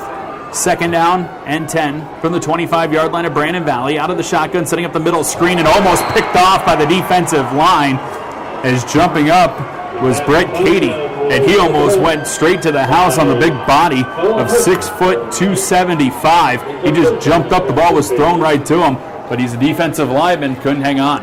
Well, even in the day, can't tell. 52 or 62, so it could have been Cady or Hofer. Either way, great job jumping up, and he actually kind of took that one almost in the gut. 3rd down and 10 from the 25. 2 receivers off the right side. Clock stopped, 28 seconds to go. Quick fired, left side brought in. Vanden Top at the 15-yard line. It's good for a 1st down. Or maybe not, we'll see. It looked like that it was. Clock is stopped at 24 seconds. They need to move the chains, now they do. The clock is stopped. It is a 1st down. 1st down and 10 from the 15-yard line. The ready for play whistle has gone. Thompson back to pass out of the shotgun formation. Rolling around in the pocket, stepping up, just tucks the football, and is tackled first by his offensive lineman, Jack Hughes. Instead, he knocked his quarterback down to the turf. Penalty flag flew, however, as soon as the ball was snapped. We're going to get a hold in the backfield there. Initial call. 14 seconds is all that's left on the clock. 14-7 the score remains. Brandon Valley on top of Lincoln. Patriots trying to tie this before they get into the locker room. Anytime you have your quarterback back there dancing around like that, when you're asking your offensive line to hold on to blocks a long time, and Brandon Valley's going to decline that holding penalty. Yeah. So the play will stand the way that it broke down. Ball is placed at the 22-yard line, and Patriots will use their last timeout. Stops the clock with 14 seconds remaining here in the 1st half. And coming up at halftime, it's a busy night in the college football ranks locally. As coming up at the half, we'll have a conversation with the head coach, John Stiglmeyer of South Dakota State, as they get ready down to play at Iowa State. USD is down at Kansas State tonight, and Nebraska is at home hosting Akron. For Nebraska fans that are out there, we will air the game tonight on our sister station, Information 1000 KSOO. Coverage begins at 7 o'clock. So Husker fans that are out there, we will keep President's Bowl here on ESPN 99.1 with Washington and Roosevelt. You can find coverage of your game coming up 7 o'clock on KSOO AM 1000. Right now we're on the 22-yard line. Lincoln, if they've made the decision right now. Coach Fredenberg's made it. They're either going for the touchdown or they're going to throw some stuff that's on the sidelines here, maybe try to get in there first, but they're at a point where they can probably think about kicking a field goal if they need to get points. 2nd down and 10 from the 15-yard line. Check that, 2nd down 15. Ball spotted at the 22. Pass completed off the right side, shaking off one and getting some extra steps was Logan Needles. He's going to be shy of a 1st down. Clock is down to 3, down to 2. Lincoln won't get another play, and that will take us to halftime. Tommy Thompson is begging with the officials that it was a 1st down, which would have stopped the clock. The officials are saying that Logan Needles was just a yard short of that 1st down marker, which would take them towards halftime. Tommy Thompson fired up, is just pointing, saying it's a 1st down. Brandon Valley's already taken off towards the locker room for halftime. The Patriots remain on the near sideline. As he's questioning it, Thompson fired up, rips his helmet, almost off, took the chin strap and quickly unsnapped that. And that will bring us to halftime here at Howard Wood Field. A crazy ending to the 1st half. Sioux Falls Lincoln unable to come up with points to tie it up. Brandon Valley goes into the locker room with the lead. Halftime here from Howard Wood Field. It's Brandon Valley 14, Sioux Falls Lincoln 7. You're listening to coverage of President's Bowl on ESPN 99.1, Sioux Falls Sports Leader. Thought he was close.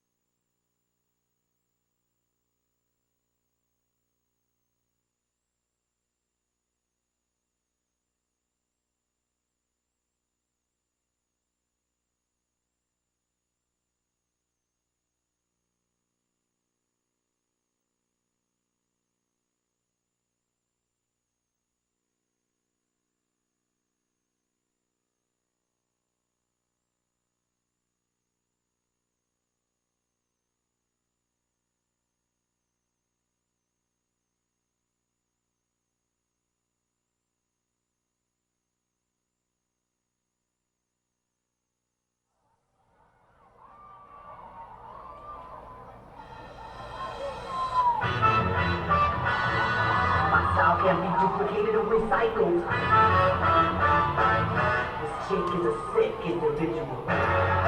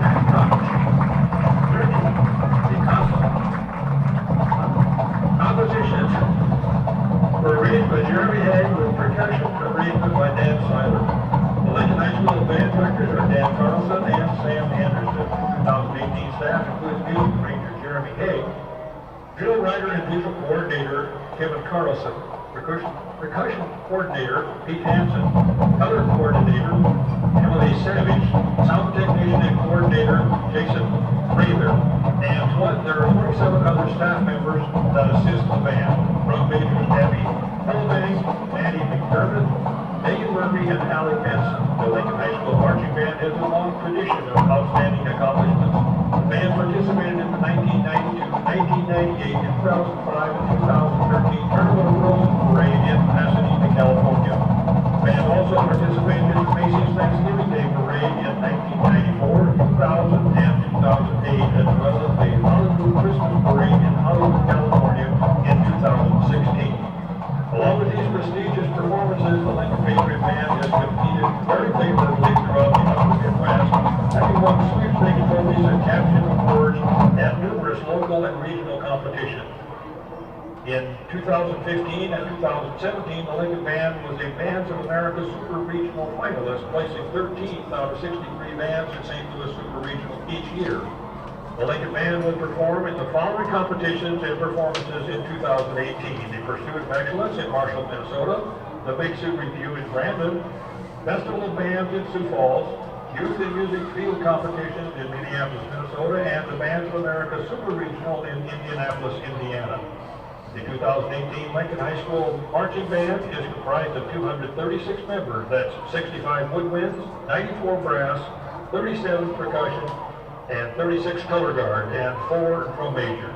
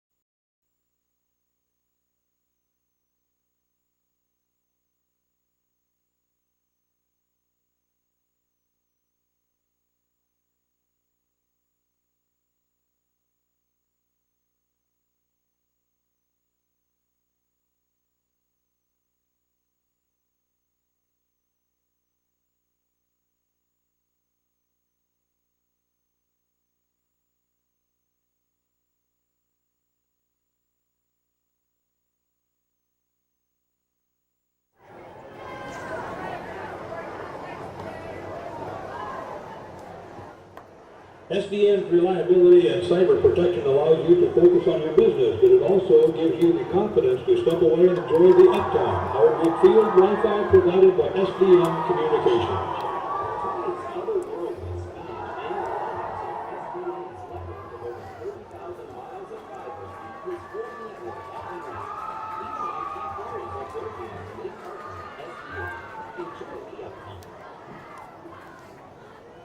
Welcome back to President's Bowl 2018 here on ESPN 99.1. I'm Jerry Paleschi, joined alongside by Jason Whiting. 14-7 in favor of Brandon Valley. So we get you set for the start of the second half. Brandon Valley will return. To start off quarter number 3, Sioux Falls Lincoln, they received first. And on their opening possession went down for a touchdown.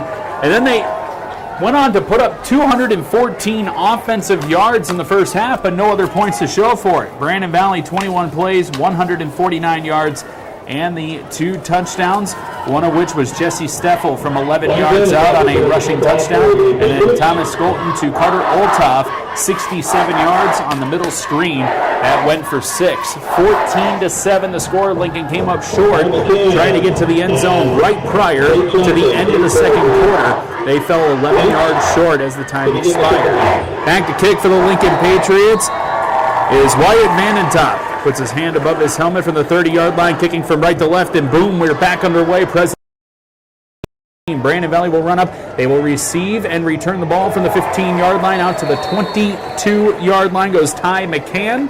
It's 1st and 10 for Brandon Valley.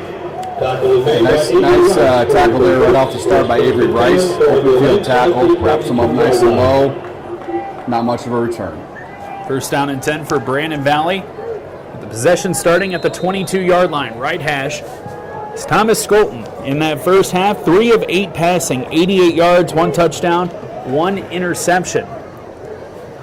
Going to send 2 receivers out on the left side, traditional I formation, no receiver off on the right. 1st down and 10 from the 22-yard line. 4 down linemen for the Lincoln Patriots. The snap, the handoff, given straight up the middle. Steffel with a little bit of room. Jukes his way across, makes a man miss. Now he's breaking free. Has to be one man and could not do so. The tackle at the ankles from Sioux Falls Lincoln's Avery Rice saves a touchdown as Jesse Steffel gets the football down to the 4th-yard line of the Lincoln Patriots. And that's basically the same play that Steffel scored on in the first half. This time, a lot farther to go. Rice saves the touchdown. Gain of 38 yards out to the 40-yard line. 1st down and 10. The ball again on the right hash. 2 receivers come to the near side of the field, moving from left to right. Is Brandon Valley up 14-7, just underway here in the 3rd quarter. 2nd play on the drive, another handoff right down the middle for Tate Johnson. And Johnson is going to pick up just a couple of yards. Aiden Sand making the stop for the Patriots. Statement right now by Brandon Valley saying, hey, we're going to come and we're going to go right down your throat. And they're having positive. Lincoln's going to have to figure something out defensively. Helmet on a helmet, and they're moving and creating lanes right now. 2nd down and 7 from the 37, 10:55 remaining, 3rd quarter.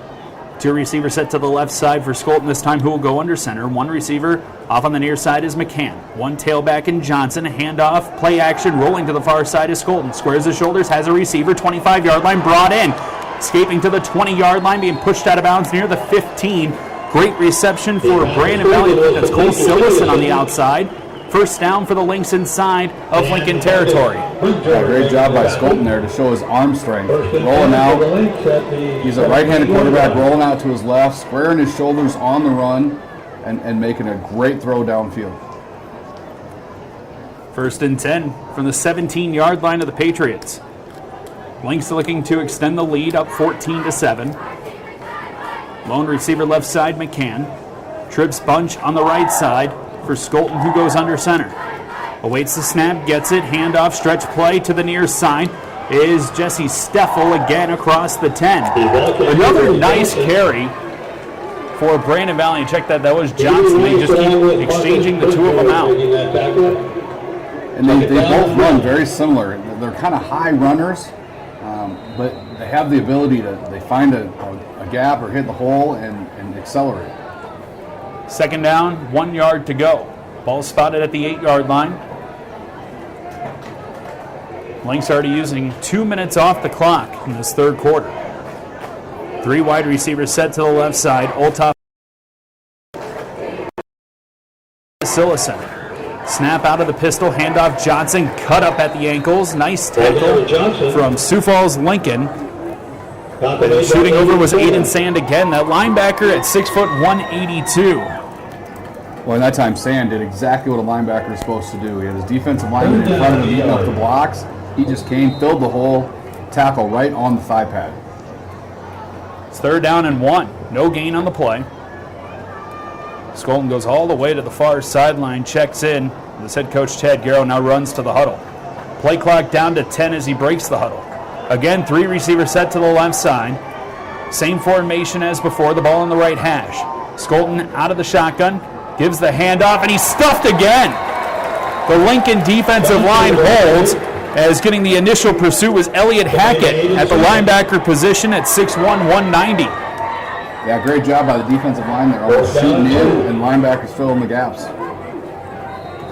It's 4th down after a loss of 1 yard and 2. Field goal situation, it looks like, for Brandon Valley, as Sorensen will come on to attempt it. Be a 25-yarder. Actually, call it a 26-yard field goal, right hash. Also kicking straight into the wind. 1 player missing for Brandon Valley, and here they come. They get situated. The snap is back. It is blocked by the Lincoln Patriots, as jumping his way to the sideline after a nice play was Isaac Sarbacher. Well, and that actually came right where Brandon Valley ran a player in who wasn't ready. Lincoln comes through, gets the tip, takeover, turnover on down, the blocked field goal. Patriots hold the Lynx. They will take over 1st and 10 from the 20-yard line. Sioux Falls Lincoln in that first half ran 41 offensive plays, 214 yards. They held the ball for 14 minutes. They get their first possession of the second half at the 8:24 mark of the third quarter. 14-7 they trail. 2 receivers right side. Quarterback Tommy Thompson, who's played himself a heck of a game so far, is going to hand it off the right. He's going to go for a loss of a couple of yards, unable to make the cut with Sorensen.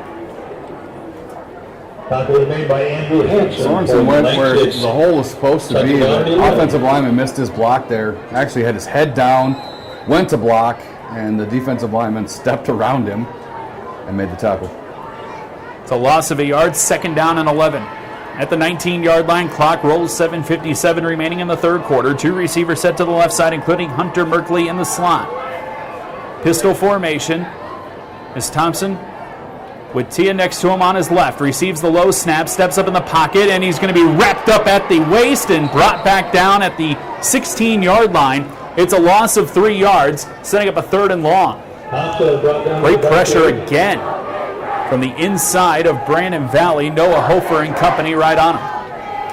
And now we got an offensive lineman that I think kind of got rolled up on behind there when Thompson stepped up into the pocket. I think everything collapsed and they rolled up on the backside of the offensive lineman. That's the center, Ethan Rogich, who is down on the field, the 5'10" sophomore, being tended to on the far side.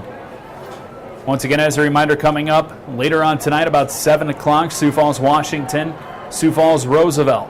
Battle between number 1 and number 3 in the South Dakota Prep Football Media Poll. Rogich, steps up and he's going to be helped off to the near sideline. Now putting a whole lot of pressure on his right ankle. It's always a tough position as offensive lineman when you're blocking and the pocket collapses, because everything kind of just falls at your feet, and you have no idea what's coming where. And most injuries with offensive linemen happen because something gets rolled up from behind them or just off to the side. And he's not wearing knee braces, which is almost uncommon nowadays. Most offensive linemen are wearing them. Most offensive line coaches require them. And it's starting to become even more of a common thing at the high school level. 3rd down and 14.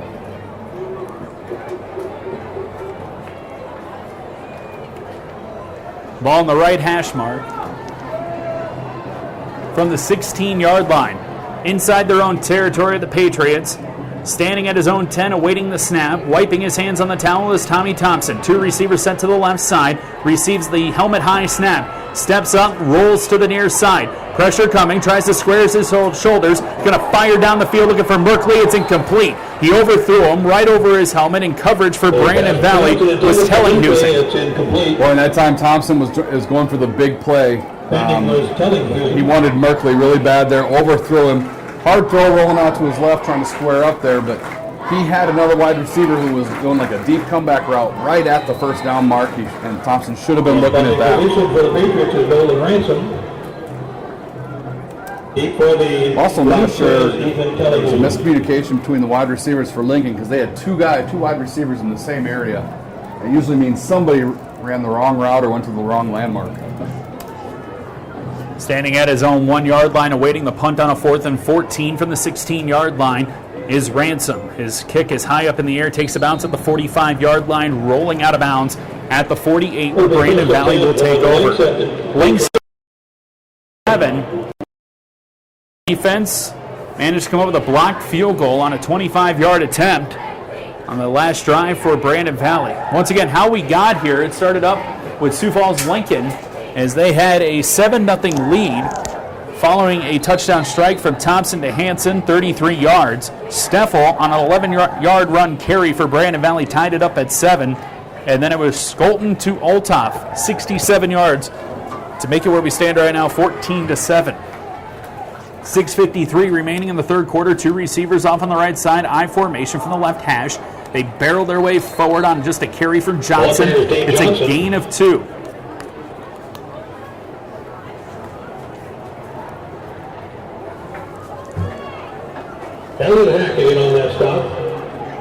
Brandon hasn't really tried for that home run ball yet. They have that ability. You know, we've seen it last week. We saw it on one play so far, but they're pretty committed to just kind of run this ball right at Lincoln. Play clock down to 8 out of the I formation again on the 2nd down and 8 from the 46. Quick flare pass to the near side is caught and brought in at the 36. It's good for a first down. The pass for the Schools again, Skolton showed his arm strength, rolling out to his right, and hits the out. That's a 12, 13-yard throw. Not the easiest throw to do. Anytime you're sprinting out one way or the other, it takes a level of arm strength that not a lot of high school kids have. And he's showing some really good arm strength today. Ball in the near hash, moving from left to right. The last pass was completed for Carter Olthoff. First down and 10. They put Olthoff now on the far left side of the field. Awaiting the snap is Skolton. Calls for it, gets it. Helmet high. Pulls the ball in. He's going to take a shot for Olthoff towards the end zone. Has the man beat in Avery Sand, and it's incomplete. He had to stretch out trying to get the football in the end zone, but he overthrew the big man at 6'4" and Carter Olthoff. And there it was. His wide receiver Olthoff got behind the defensive back for Lincoln. And that time, that's the only place he could put that. If he throws that any shorter, it gives Lincoln an opportunity to break it up or possibly intercept it just off the fingertips. Sillison in for Brandon Valley, sets up as the lone receiver off to the left side. They're going to hand it off for Johnson, however, with room down Main Street, crossing the 30-yard line on the nice carry. He's going to pick up 8 yards, setting up a third down, and 2. And a lot of success for Brandon, going right up the gut right now. I mean, nothing special about what they're doing. It's not even a counter option or a counter action. It's just big on big. Brandon's offensive lineman going one-on-one with the defensive line and getting up to that second level. 5:13 and counting remaining in the third quarter. 14-7 Brandon Valley, and Brandon Valley with the football. Faced with a 3rd and 2 from the 28. A handoff, stretch play near side, nowhere to go, and that's all because of the Lincoln Patriots. Elliott Hackett from the outside storms on in and slams down Johnson to the turf for a loss of 2, back to the 30. And there's Hackett's aggressiveness paying off for him, being able to make the tackle in the backfield, showing his strength, taking the blocker and pushing him back and then getting off and making the tackle. Huge play on 3rd down, sets up 4th and 4 from the 30-yard line. The wind has died down here at Howard Wood Field based on the big flag. It's still kind of blowing around. But Brandon Valley, of course, will go for it. 2 receivers sent to the left side. Ty McCann in the slot left. Skolton back to pass off the play action. Rolling to the far side of the field. Pressure coming, and he's stopped. Right back at the line of scrimmage. Lincoln comes over with a tackle from Isaac Sarbacher, and it's a turnover on downs. Huge play there by Lincoln. Great stand by their defense. Sarbacher staying home, doing his job. And it will be Lincoln football when we return from Howard Wood Field. 4:15 remaining here in the third quarter. It's Brandon Valley 14, Sioux Falls Lincoln 7. We're back after this with President's Bowl on ESPN 99.1.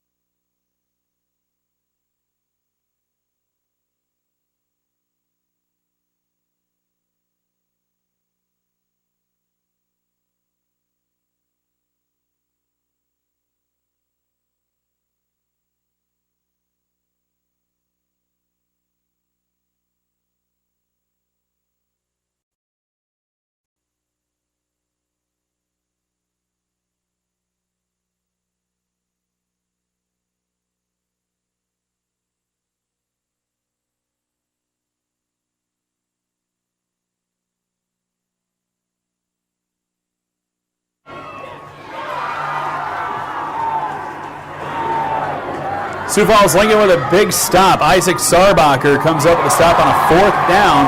Turnover on downs, and the Lincoln Patriots will have it first down and 10 from the 32-yard line inside their own territory. I'm Jerry Paleshi, joined alongside by Jason Whiting, President's Bowl 2018. Always a great event for the Sioux Falls Public Schools, and as a reminder, coming up at about 7 o'clock tonight, Roosevelt and Washington. Very much so looking forward to that one. But just a touchdown separates these two teams. Patriots trail by 7, 14-7, and they have the football on this 1st and 10. Thompson goes with the option play, keeps it himself, cuts out to the left side, has a first down after he gets the 10, stretches forward to the 45-yard line, move the sticks after a gain of 13. There you go. There's Thompson. Actually, great read that time. No need to pitch that. Ends up with the first down. I'll say this again. I'm really impressed with how well this sophomore's playing. He's making good decisions. He's had some just great touch on his pass. He's made some really nice throws. I like what he's doing. 2 receivers off on the right side. Wyatt Vandertop will line up in the slot right. 1 receiver off to the left. They put Hanson in motion. Now they have a 3-wide set off the right. First down and 10 from the 45. Thompson receives the chest-high snap. Rolls to the far side, directs traffic. He's just going to take off and run. Called for a block across the 50-yard line. Barrels his way forward right at the number to the 49.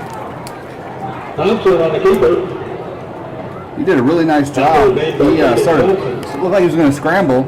Slowed himself up, ran parallel to the line of scrimmage so that he wouldn't go over in case he still had a throw, and then realized last second there was nothing there, good coverage, tucks it, ends up with positive yardage. 6 yards to be exact. 2nd down and 4 from the 49-yard line of Brandon Valley. Clock rolls, 3:05 remaining in the third quarter. Brandon Valley leads Lincoln 14-7. 2 receivers set on the strong side of the field off on the left. They move Hanson now in that direction. The ball in the right hash mark. Moving from right to left, penalty flag flies as the play clock rolls down to 0. Delay of game charged against the Lincoln Patriots. As looking down on the near sideline, Jared Smith just pulled his headset, turned it the opposite direction, now is having a conversation with the officials. I think he thought that the play clock should have been reset.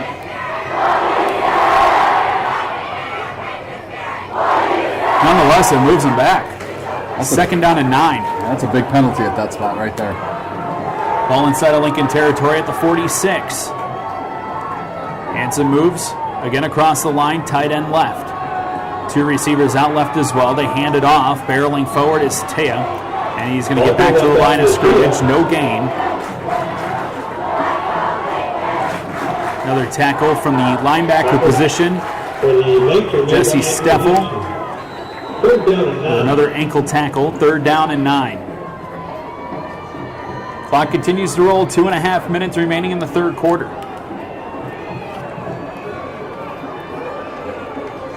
Two receivers set left side. 3rd and 9 from the 46. Thompson gets the snap, helmet high, pulls it down, rolls to the near side, pressure coming, wrapped up, and brought straight on down. Shooting over for Brandon Valley on the tackle is Isaiah Campbell. Moves Lincoln all the way back to the 35-yard line. Jason mentioned that penalty on the delay of game was a big one, and it proved to even be bigger, as now Lincoln faced with a 4th down and long in a punting situation. And that time, that was the running back right there. He's supposed to fill up or step up and fill the gap. He did not. He missed his block, and that's who made the sack. 4th and 19. Play clock down to 10. Ransom to punt, standing at the 22. Receives the low snap. The kick high up in the air. This is a sky kick. Takes a bounce at the 50, backwards to the 45, where Lincoln Sarbacher will down it. The punt itself, Jason, is only a net punt of 10 yards. That's the second time he's had to take one off a bounce. It's not getting to him, and you can tell he's a little frustrated right now. Anytime your punter can't catch it cleanly and take his regular steps, that messes up a little bit. That's two punts in a row now that he's had to take it off at least one bounce. Ransom on the near sideline takes his helmet off, throws his gloves into the helmet. 1st down and 10 from the 44-yard line. 91 seconds remaining in the third quarter. Rolling out to the near side. Skolden's going to take a shot down the middle of the field. It is bobbled and incomplete. He had it on the fingertips for Carter Olthoff as he completely beat Avery Rice down the field. It's incomplete, setting up a 2nd down and 10. Little play action, sprint out to the right there. Not something you see very often from Olthoff. I mean, he had it in his hands, took his eyes off it, thought he was in for the touchdown, and ends up not even being able to bring the catch in. Clock stopped at 1:23. Brandon Valley leads Lincoln 14-7. 2nd down and 10 from the 44. Thomas Skolten will send 2 receivers on the left side. Sillison in the slot. Out far to the left will be Ty McCann. 2 by 2 now on the receivers off the shotgun snap. Skolten sets up the screen. It is caught, dancing towards the middle of the field, towards the 40-yard line. Going more east-west than north-south was McCann. Can be inside the 40-yard line, stopped at the 38. Nice job there by Burryard. Is that what we're going to say it? Burryard coming up from the safety position and making the tackle, saving the 1st down. 3rd down and 4 from the 38-yard line. He had the interception earlier in the game on the defensive side for the Lincoln Patriots. He lines up at that strong safety position. 3rd down and 4 from the 38. 1 minute remaining in the third quarter. Skolten back to pass, looks left, nowhere to go, tucks the football, runs straight down the middle of the field, has the 1st down and a yard more. He knew he needed 4. He gained 5 out to the 33-yard line. Nice job by Skolten there. Were gone. The couple came in on a blitz. The other ones went out to cover their zone area. Nobody there. He just pulls it down, abandons the pass, and gets the 1st down. Neither team has scored so far in the third quarter, and there's only 49 seconds remaining on the clock. And it is rolling. 1st down and 10 from the 33. The Lynx taking their time. It's the quarterback, Thomas Skolten, all the way on the far sideline, runs into the huddle. He's going to break the huddle with 15 seconds remaining on the play clock. Olthoff will be the wide receiver on the far left side, the ball right in the middle of the field. Strong I formation, the balance on the right side, and now they bring the tight end up on the left. One tailback, Skolten wants to hand it to him, and he has nowhere to go. What a move from Alex Oppold, who's having himself a game. He had a forced fumble earlier, and now he comes up with a tackle for a loss of about 5. Boy, again, I've been saying that they're very aggressive, those front 4, and that time Oppold just absolutely quicker off the ball than the offensive lineman. Great tackle. And that will end the third quarter here at President's Bowl in Howard Wood Field. Sioux Falls Lincoln, they're in it, they're battling, but Brandon Valley with the lead after 3. It's Brandon Valley 14, Sioux Falls Lincoln 7. The fourth quarter on the way next. You're listening to President 99.1.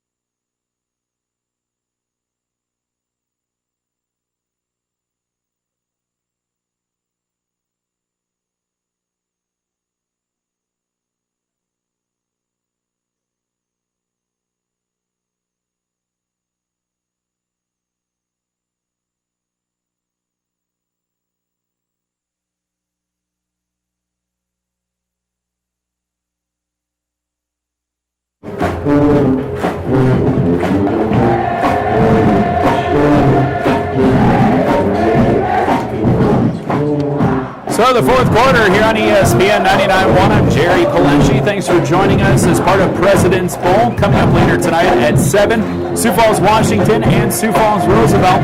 But as we start the fourth quarter, it's been a great game so far as Brandon Valley has the lead over the Lincoln Patriots 14-7. I'm Jerry Paleski, joined by Jason Whiting. It will be second down and 15 yards to go. Brandon Valley with the football now moving from right to left. They will set the offense with one wide receiver out on the far side of the field. That's Cole Sillison. Carter Olthoff will be on the near side of the field with the ball in the left hash. Skolton's going to go under center.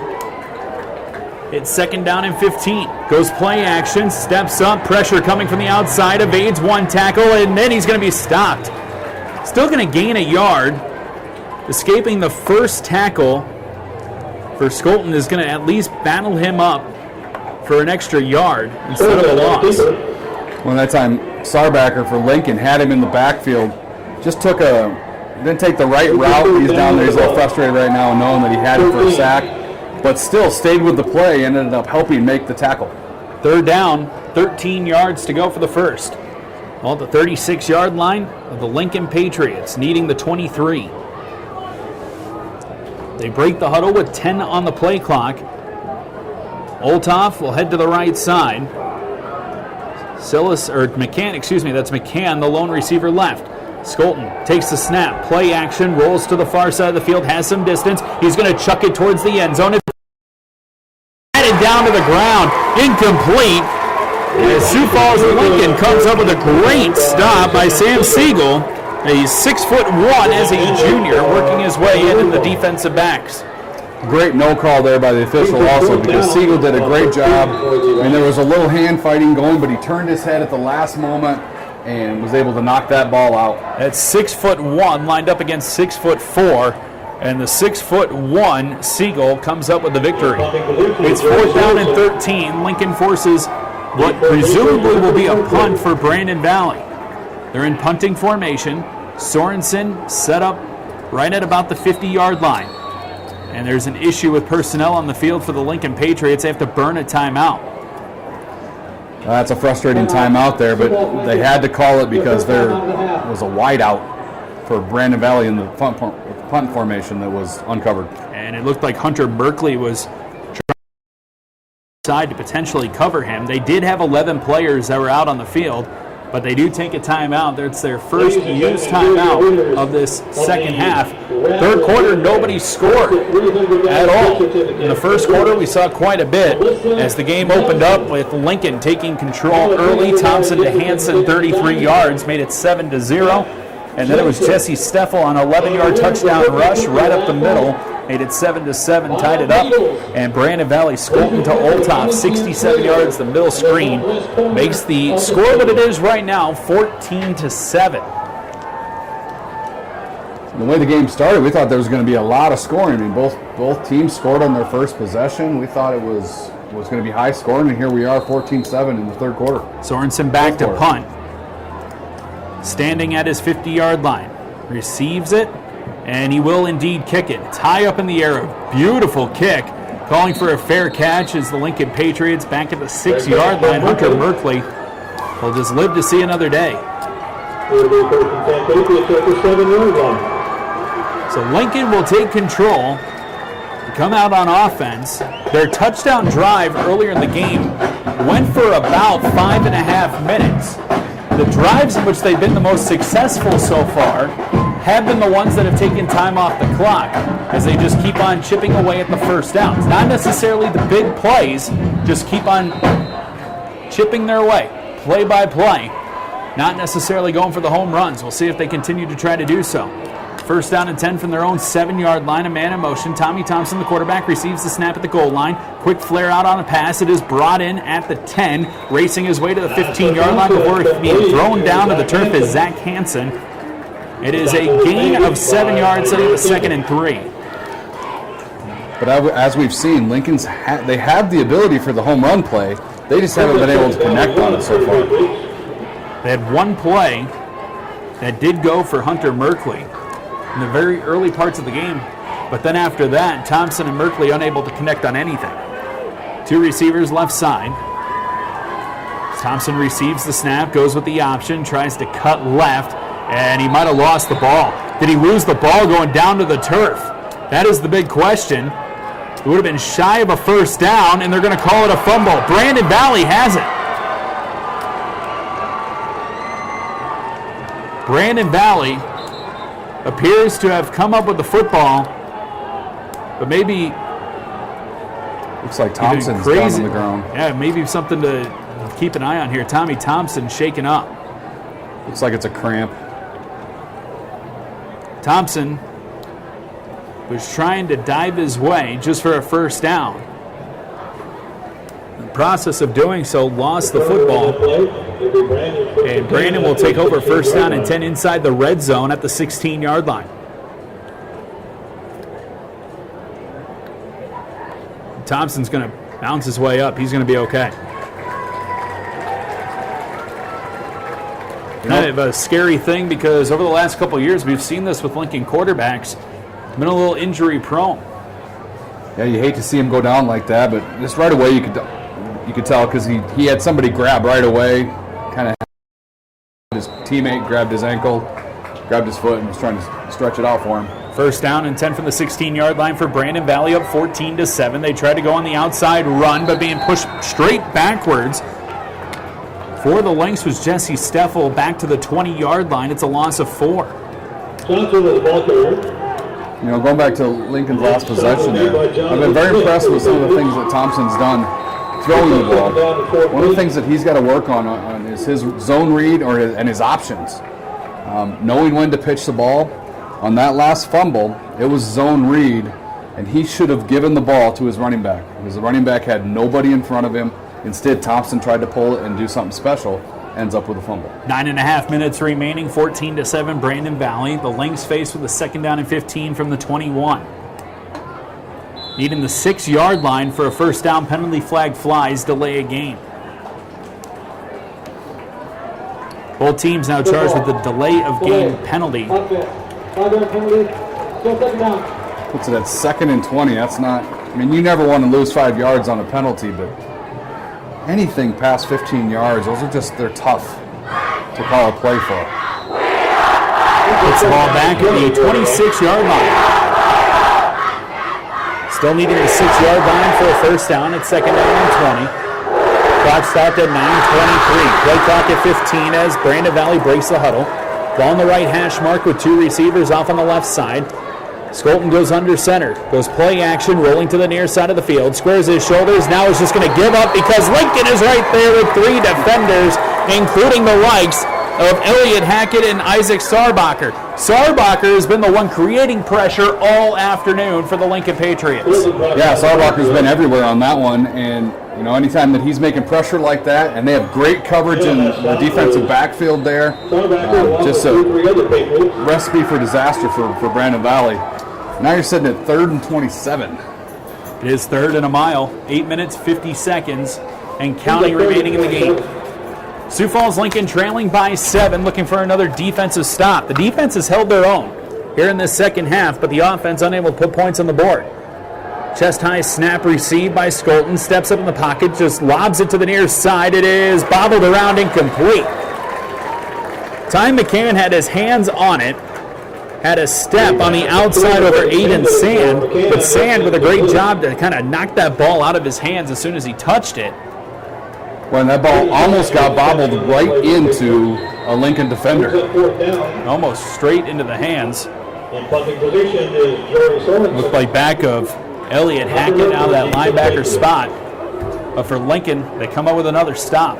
Following a fumble, it's 4th and 27, punting situation from nearly the same spot as last time. Sorensen will look to pin Lincoln deep in their own territory again. The Patriots just let it go, and Brandon Valley will be able to do so. Back at the 5-yard line, special teams play will set up Lincoln back at their own 5. Great job shooting on down there, and Hunter Merkley nowhere to be found this time because he called for the fair catch last time at the same spot. Yep, and this time he actually was trying to be a decoy for the Brandon Valley to make it look like he was going to catch the ball on the 10. He was calling fair catch, and he was standing at the 10 knowing the ball was over his head. Brandon didn't fall for it. They're able to catch it and pin him deep. First down, 10 yards to go from their own 5-yard line. Their opening touchdown drive and their only points of the game came on a drive that went 90 yards. 2-by-2 on the receivers. Tommy Thompson receives the snap at the goal line. Rolls to the left side, tucks the football, tries to step up, gets back to the 5 and tackled at the 7-yard line following a gain of 2.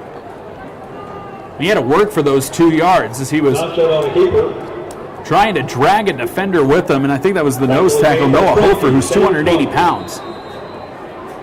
Yeah, and that time Lincoln they were trying to go for something deep, and so far in the second half, Brandon's been able to shut down anything when Lincoln's receivers have tried to get behind him, and they haven't allowed that to happen like they did in the first half. Patriots have ran over 50 plays here in the game so far. 2 receivers off on the right side, 2nd down and 8, looking to the right. Goes Tommy Thompson, flares it out. It is caught, brought in by Zach Hansen. Somehow, some way, he was able to get it and brings it in at the 15-yard line. Good for a first down as he stretches to the 16. Wow, that was great concentration by Hansen and a great throw. I mean, there was only one spot that Thompson could put that for a completion, and he put it right on the money, and Hansen was able to be a nice, strong wide receiver and get the first down. First down and 10 from their own 16. The clock at 7:25 remaining in the fourth quarter. 14-7, Brandon Valley. Lincoln with the football to go option play, flicking it over on the left side, trying to cut straight down the middle of the field. And by doing so, he's going to get 7 yards. It's a great job for Lincoln and Austin Sorensen. And finally, he pitched the ball, and they get 7 yards. Now, when you run the option play, a lot of quarterbacks want to keep it. But you're typically calling the option play because you want your quarterback to pitch the ball out to a skill guy in open field. This time Thompson did, 7 yards. Clock continues to roll, 6 minutes, 50 seconds to play. 2nd down and 2 from the 24-yard line. Calling for the snap is Thompson, looks to the near side. He's going to take a shot. It's one-on-one, the ball high up in the air. It is caught and brought in at the 45 and taking off down the near sideline. Gets Eisenbrod with 1 man to beat, steps out of bounds at the 11-yard line as he's pushed. A big-time play for Sioux Falls Lincoln as Terrell Eisenbrod just steps on up, jumps, uses his vertical ability, brings it in, and takes off down the near sideline all the way down to the 12. And that one is all Eisenbrod because that actually wasn't a great throw by Thompson. That was more of a duck. It just kind of floated in the air. Looked like it was going to be picked off by Brandon Valley, but Eisenbrod does a nice job. Goes up and gets the ball. Huge play. Right over the top of Caden Johnson, the 5'8" corner. First down and 10 inside the red zone, a high snap. Thompson saves it, tries to scurry out to the left side, and just lives to see another down. Maybe gets a half a yard at the absolute most, and it will be 2nd down and 10, we'll call it. Sam Kroenke on that tackle. And when you're running a spread offense and you're in the shotgun, anytime you get a high snap, that messes up timing. Everything is about timing. Your mesh point, the steps that your running backs take. So when you get a high snap like that, what should have been a mesh point for Thompson and the running back was gone. Thompson just had to try to get something.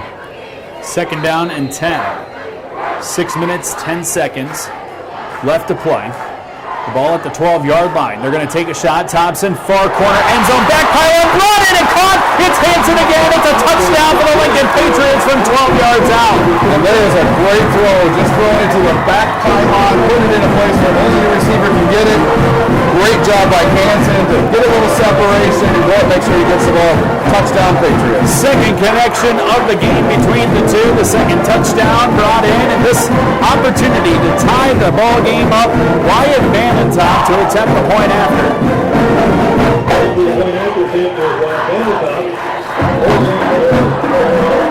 First one went for 33. This one from only about 22 out.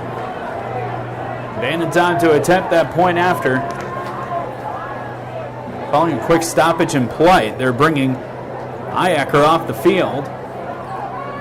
Must be a jersey issue, or we saw this last week with some of the issues with the jerseys, the helmets, anything along those lines with equipment. Kind of a point of emphasis.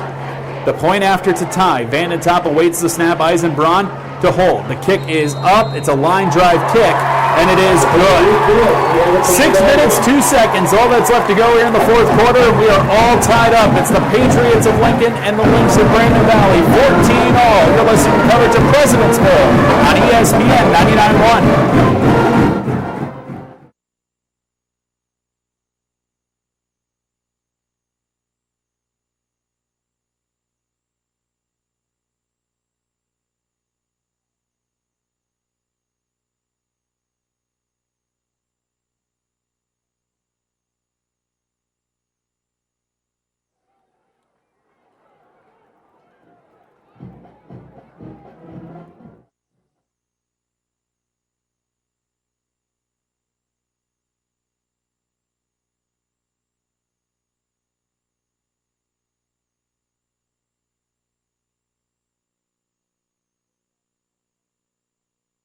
Because he came in last year, right?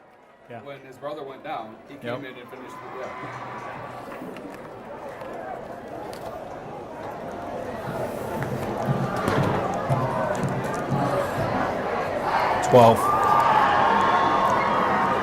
12-yard connection. Thompson to Hansen again, the second time that has paid off for a touchdown for the Lincoln Patriots, and that has tied the game up following the point after.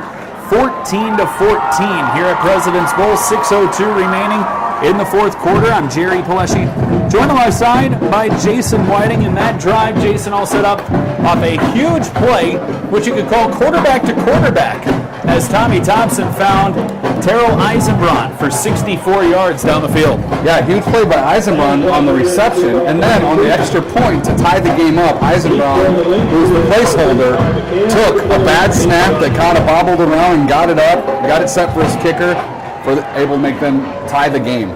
Huge hold by on his part. We thank you for joining us, whether you're in Sioux Falls or anywhere else in the world, here on ESPN 99.1, ESPN991.com, and also with our ESPN 99.1 mobile app. Lincoln will kick from left to right. Vandentop will do the honors of the ball just to the outside of the left hash mark. It's a high kick, end over end. Brandon Valley will have a chance to return from the 7-yard line, trying to cut down to the near side of the field, racing his way back to the 15-yard line, steps up in a hole, finds a pocket. It's Ty McCann for Brandon Valley out to the 23-yard line, but a penalty flag flies. Yeah, we're going to have a hold on the outside there. Lincoln's kick coverage was doing a really nice job trying to stretch it to the outside, let their bullets come down. And as he was trying to get it stretched out, one of the Brandon Valley players grabbed hold of his jersey and pretty much yanked him to the ground. It's been a very strong second half defensively for the Lincoln Patriots. They've given up no points, forced a couple of fourth down situations. Their backs were up against the wall even, with field position for Brandon Valley being at a premium to start their drives, and they forced Brandon Valley to punt twice in those scenarios. It'll be first down and 10 from their own 11. 5:53, plenty of time to work with for Brandon Valley. The quarterback, Thomas Skolton, will go under center. Checks his mouth guard, goes under center, receives the snap, hands it off straight down the middle of the field, but nowhere to go again. It's Johnson on the carry for Brandon Valley. He's going to gain a yard. Nice job by Hackett coming from the linebacker spot there to just shoot the gap and prevent what looked like it was going to be a big run play because a huge lane opened up. Tied up at 14, 5.5 minutes left to go.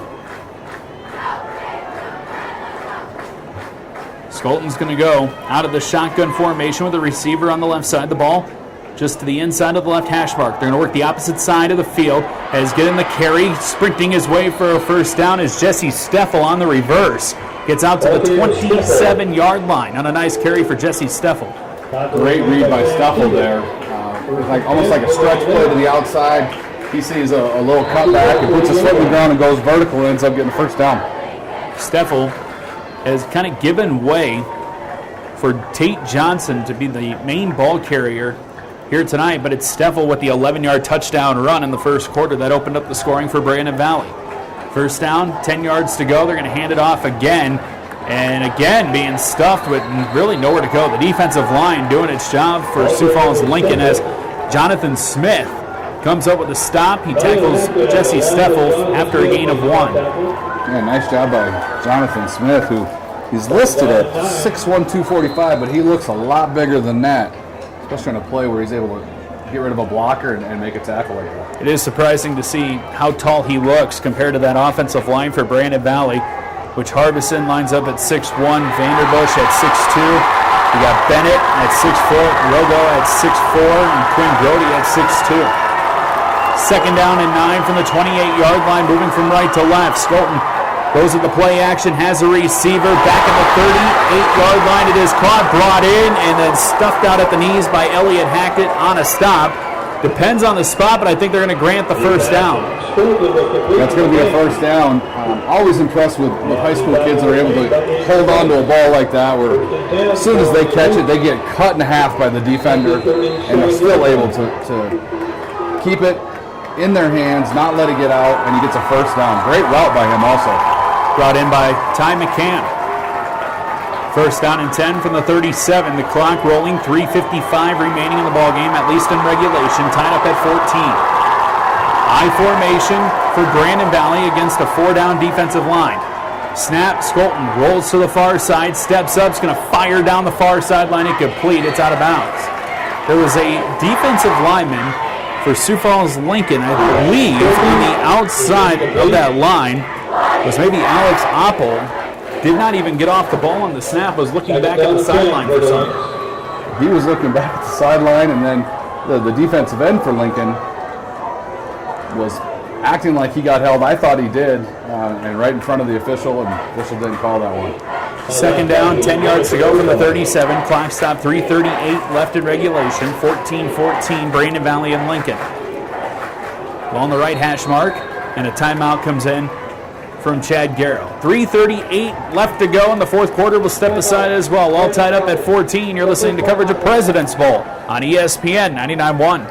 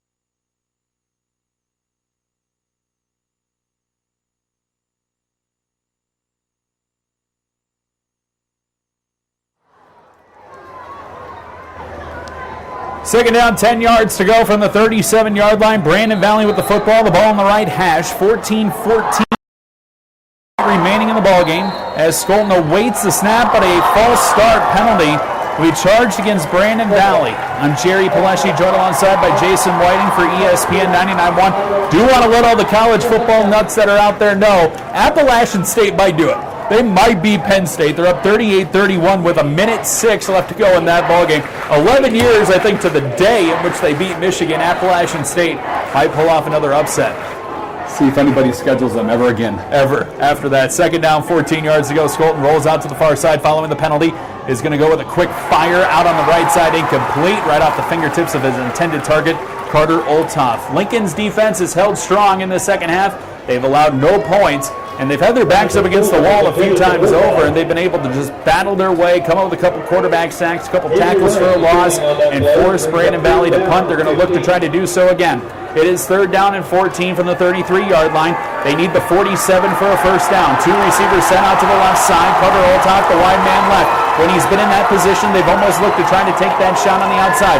McCann, the receiver, on the right. Skolton's lined up out of the shotgun formation. The crowd makes noise. He steps up in the pocket following the snap. The pocket collapsing, and he's brought down. He's stopped back at the 27-yard line. Penalty flag also flies in. It's Sarbacher again for the Lincoln Patriots. This is presumably a hold against Brandon Valley, and a punting situation will be on the way. Oh, hold on. We're going to go personal foul, I'm guessing. Face mask on the tackle. Oh, this is a big call. Which is going to potentially give a first down. The Lincoln Patriots had a stop as on the near sideline. Tommy Thompson is just jumping up and down, puts his hands up, is looking up to the sky, trying to figure out what just happened. But Brandon Valley gets a free first down following a penalty off a face mask. And I think he called personal foul, hands to the face. So something had to have happened in the helmet area that was a non-football type play, non-football type action. That's a huge penalty. Sets up first down and 10. Ball spotted at the 47-yard line. One receiver out to the right side. Thomas Skolton, the quarterback, out of the shotgun formation, awaits the snap, gets it. Three-step drop, steps up, gives it off right, has a receiver at the 39, and pushed out of bounds. There was 3 Lincoln Patriot defenders that were right in the area, but bringing in the reception on the outside was Carter Olthoff. Oh, what a change in momentum. I mean, Lincoln goes from thinking they're going to have a fourth down to giving up the first, and now another 11 yards on the first pass play here.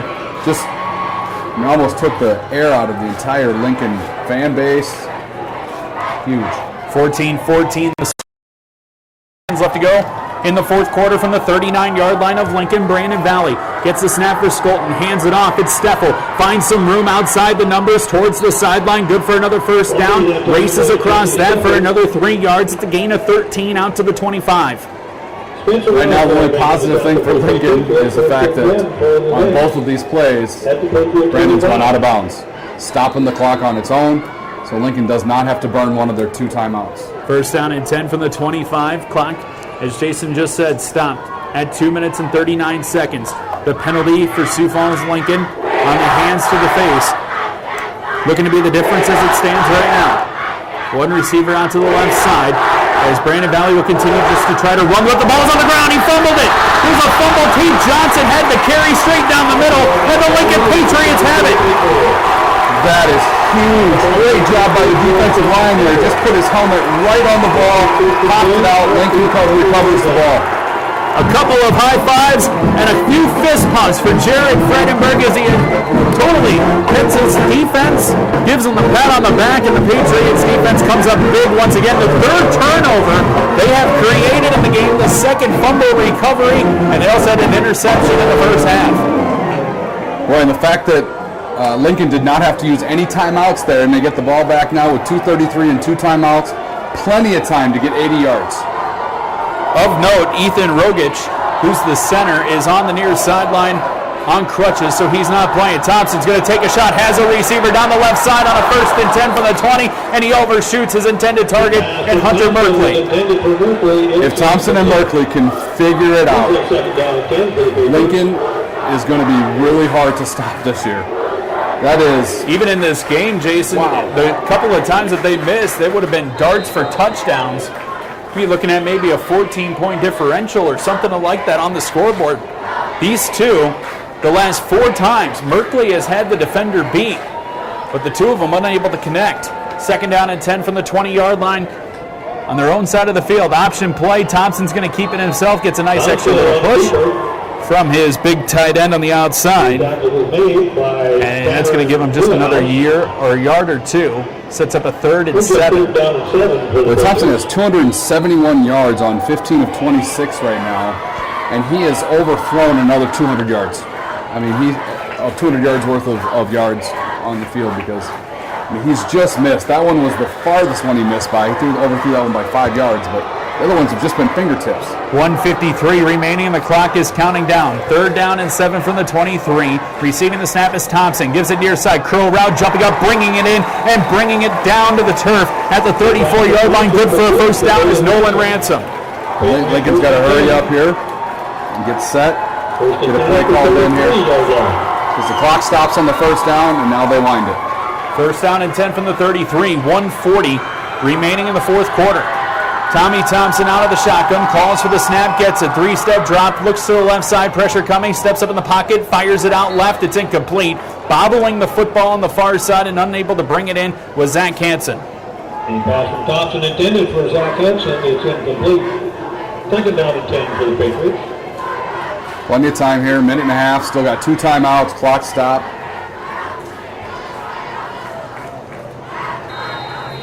mention the injury, too, at that center position. Lucas Marlowe has stepped in. He's a sophomore playing at that center spot, and I don't mean this as any form of a jinx. He's filled in quite well. Here's the snap back to Thompson. Quick flare out near side. It is caught, brought in, shakes off one, and out to the 40-yard line is Sorensen. Well, you want your running back there, or your wide receiver, or his running back at that point, to get out of bounds. Instead, he tries to cut inside and get something more. Now the clock's running. Gain of 7 yards, 3rd down and 3. And I think the Patriots might stop. Nope, they won't. Heard a whistle. It sounded like maybe a timeout was coming from the near sideline. It is rolling. 1 minute remaining. 1 minute remaining in the fourth quarter. 3rd down and 3 for Sioux Falls Lincoln. Back to pass. Thompson down the middle of the field, incomplete. Intended for Wyatt Van and Tom, just missed connection. He was open at the 50-yard line, but it will be 4th down. Stops the clock with 54 seconds remaining and a 4th and 3. Decision time here, too, but I think you got to punt the football. Yeah. You've been around this game a lot longer, though, on the high school side, and you always tell me there's some situations that you think of on the college and maybe the pro side where you think automatically it means you got to punt, and then you say, no way, that's not how it works here in high school. This is one that you absolutely have to punt it, though, because you can't give the ball up on your own 40, 41-yard line with Brandon's ability to have a big play. You've got to pin him deep and just hope for overtime at this point. Ransom will look to have a better punt than the last one. That went 10 yards. This one into the wind. Right off the foot, high up in the air. Brandon Valley will call for a fair catch back at the 27-yard line. So, yes, a much better punt for Nolan Ransom. However, it will be Brandon Valley football pending a penalty flag. That's back at the 36-yard line. The 27-yard line. So we'll see. Might be a hold. Legal procedure or fault. It's got to be a legal procedure, otherwise they would have killed it if it was false start. Instead of being at the 27, we'll have some improved field position. The defense for Lincoln, if you're Jared Fredenberg, after this game, I'm sure is going to praise them as they have created 3 turnovers in this ball game, but the offense just unable to get down the field, missed opportunities. Game still tied up at 14, but 47 seconds, all that's left to go in regulation. Brandon Valley, by the way, will take over the football with 2 timeouts. Yeah, and this is all its missed opportunities. I mean, Lincoln still has 264 total yards right now. I mean, what's killing them is they have minus 25. I mean, that's going to be some sacks and things like that, but missed opportunities for them offensively. And the fact that they're still in its tie ball game. They've had at least three touchdowns just overthrown or off the hands of a wide receiver. Let's get you updated on how we got here in the first quarter. It was Tommy Thompson to Zach Hansen, 33 yards, made it 7-0 in favor of Lincoln. Brandon Valley answered it back. Jesse Steffel with an 11-yard touchdown run straight up the middle, made it 7-all. Brandon Valley then had a Skolton to Olthoff 67-yard screen pass down the middle of the field, 14-7. And then Lincoln, Thompson to Hansen again, 12 yards, ties it where we're at right now, 14-all. Following the penalty, Brandon Valley has elected to make Lincoln kick it one more time. It's 4th down and 7 yards to go. Nolan Ransom standing back at his own 22-yard line. Ransom calls for the snap. It's a little low. Gets it. Gets the kickoff. It's a line drive kick. Coming towards the near side of the field. Takes a bounce at the 31 and out of bounds at the 33. So the 5-yard penalty really just plays into a factor here because the ball is out of bounds at the 33. So originally before the penalty at the 27. It's a difference of 6 yards. Plays out with the penalty. Plays it out. Absolutely got to make him re-kick it though. Pray that he gets it up in the air and you let your guy go do something special. 1st down and 10. 41 seconds on the clock. 2-by-2 on the receivers for Thomas Skolton. The ball on the left hash mark. Sideline official comes in and blows the play dead. And the reason being is that Cole Sillison, I think a strap on his helmet might not be 100% secured. So they're going to bring in another wide receiver. Entering the field for Brandon Valley is Telehusen. He's going to line up at the slot receiver on the left side. First down and 10 from the 33. Rolling to the far side is Skolton. Evades one tackle, lobs the football, and it's incomplete off the fingertips at the 49-yard line. Wow, just think about how many balls on gone off off the fingertips of receivers on both sides for both teams right now. It's incomplete. Second down and 10. You got to be pushing double digits that are just off fingertips, and that would have been huge because it would have been off to the sideline, stops the clock, would have been a 12, 13-yard gain. Skolton in the game, 8 of 21 for 146 yards, has a touchdown but also 1 interception. He's been sacked twice. It's second down and 10 from the 33. He stands back at the 23-yard line, awaits the snap, gets it perfectly in his hands. Steps up in the pocket, and he's brought down from behind. Right on the outside by Alex Oppold, who has a fumble recovery in the game, also a quarterback sack. He's been all over the place on that defensive line, and the clock rolls with 20 seconds to go. I'm surprised that Coach Fredenberg did not call the timeout there. He's decided to let the ball go. He's ready just to go to that overtime here. Looks like maybe a timeout is now come in. Brandon Valley will let them take the timeout. I think that's the chess match at this point because you keep on thinking you're going to be faced with a 3rd and 17. Coach Fredenberg might elect to take that timeout, make Brandon Valley run another play. You use your last timeout at that point, make them punt, and you just never know. But instead, he elects just to maybe let the clock run out, go into overtime, game tied up at 14 all, and now Chad Garrow is going to use the opportunity to take a timeout and potentially just have them bomb it down the field. I still personally ought to call the timeout there. If your defense just has a huge play like that, gets a sack, puts them in 3rd and long, they're going to have to run a play. You have no timeout. You can't stop it. I like the idea of trying to get the ball in my offense and letting my offense win the game. We'll see what happens on what will be a 3rd down and 17 with the clock stopped at 12 seconds following the Brandon Valley timeout. 3 receivers will be sent out on the right side. The game again tied at 14. 4 down linemen as it's been all game for Sioux Falls Lincoln. Thomas Skolton, the quarterback, awaits the snap at the 21-yard line, gets it, 3-step drop, steps up, and he's brought down again. This time on the outside, shooting over on the tackle, Jonathan Smith. And that's why I used the timeout ahead of the timeout before, because you never know. I mean, Brandon's going to probably run a very similar play to that. You never know if you guys are going to have the same result, but you know, if Coach Fredenberg would have called a timeout, he'd have 20 seconds right now instead of 5. He is going to have an opportunity for hopefully his punt returner to do something special. If they're lucky, you know, Lincoln will be able to set up some type of return here. We'll see. 4th and 20. 5 seconds to go. And on the timeout, Brandon Valley will have to try to punt. It's so hard, though, when you have to make just a split decision because he either had to call that timeout immediately, and as soon as he hesitated, I mean, you just can't do it at that point. One of the things that coaches always say, you almost think it's coach speak, time after time, is how a game is won in the trenches. And in this game, even though the score is tied up at 14, give a lot of credit to this Lincoln Patriot defensive line and even the offensive line. Yeah, absolutely. I mean, the reason this game still is tied up right now is because of the changes and the adjustments that both defenses made. You know, if you think about it. It's been a very low-scoring second half of play. Just a 7-0 advantage here in the second half for Sioux Falls Lincoln. But that tied it up at 14. Brandon Valley will not punt the football away. They're just going to try to run the clock out potentially and then just get rid of the ball. But now a timeout comes in for Sioux Falls Lincoln. Lincoln was anticipating that they would maybe come out in that punting formation because Hunter Merkley was all the way back standing at about the 40-yard line on the opposite side of the field.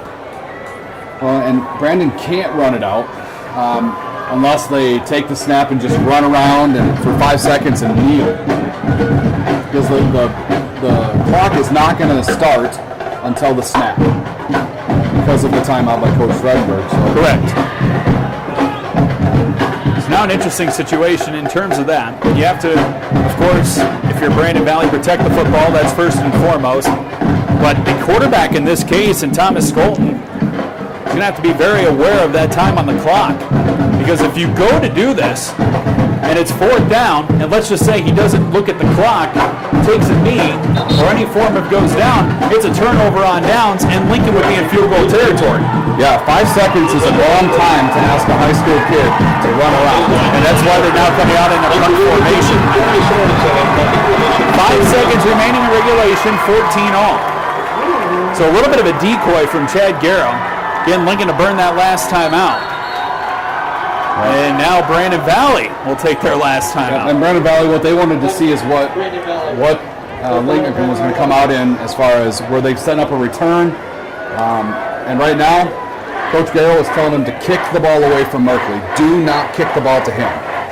You're listening to President's Bowl here on ESPN 99.1 KSOO Lenox, Sioux Falls. I'm Jerry Paleshi, joined by Jason Whiting. Just 5 seconds remaining in regulation, 14 all. Sioux Falls, Lincoln, and Brandon Valley. As a reminder, a couple house cleaning notes. 7 o'clock tonight, the approximate start time, Sioux Falls, Washington, Sioux Falls, Roosevelt. For Nebraska fans that are tuning in, maybe you're tuning in now, you're waiting till later on tonight. Whatever the case, your game for Nebraska can be heard tonight on Information 1000 KSOO. Once again, Information 1000 KSOO will have the Nebraska Cornhuskers season opening game this evening. We will have President's Bowl all the way through with Washington Roosevelt here on ESPN 99.1. And for Minnesota Twins fans, you're out of the playoff race. Sorry, game got bumped tonight. Just being honest with you. 5 seconds remaining. Brandon Valley's going to try to run it out. They hand it off for Steffel. Runs to the far side of the field. The clock is at 0. He can just die on down, and we're going to overtime. Steffel actually is going to get some nice yardage out of this as he's going to race out to the 36-yard line. Gains about 15 yards, but it will take us to overtime. Overtime on the way. Brandon Valley and Sioux Falls, Lincoln from President's Bowl in Howard Wood Field. This is high school football on ESPN 99.1.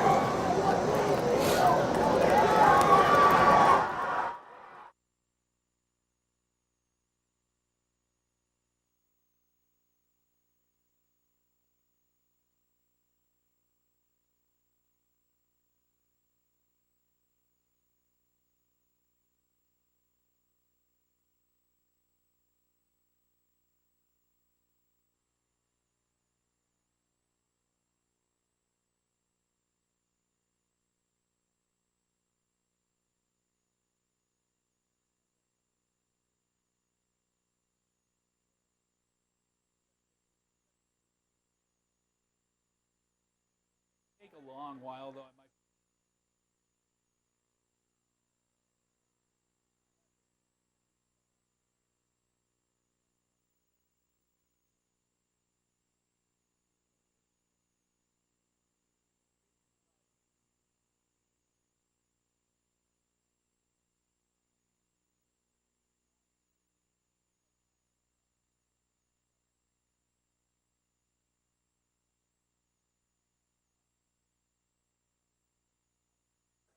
School, I always get a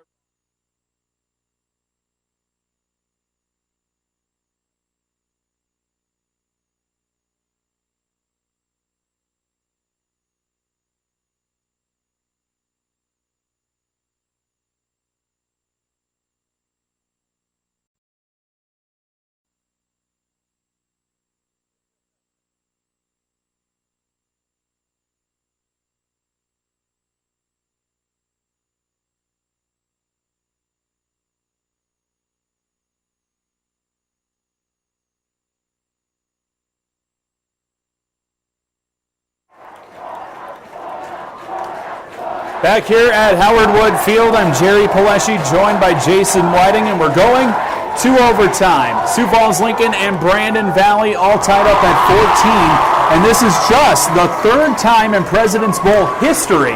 You have to go back since 1992. That's when they started President's Bowl. The 3rd time that we have seen overtime.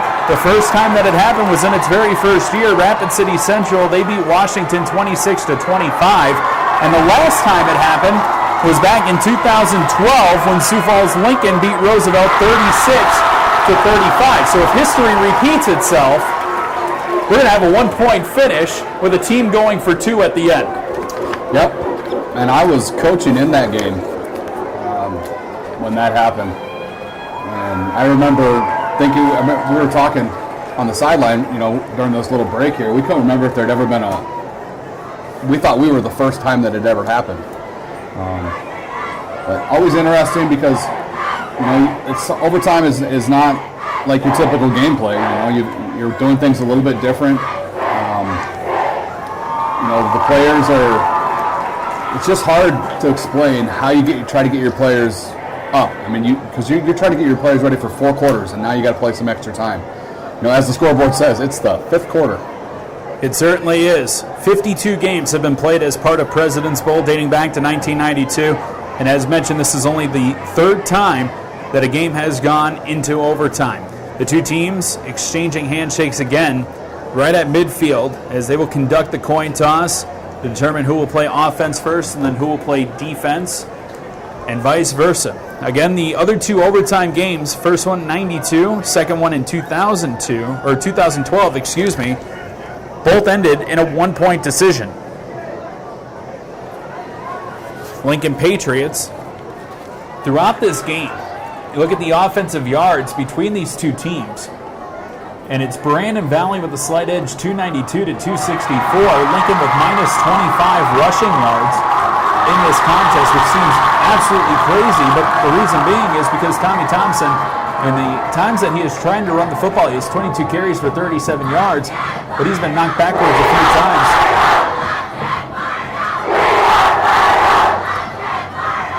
15 total first downs for Sioux Falls Lincoln.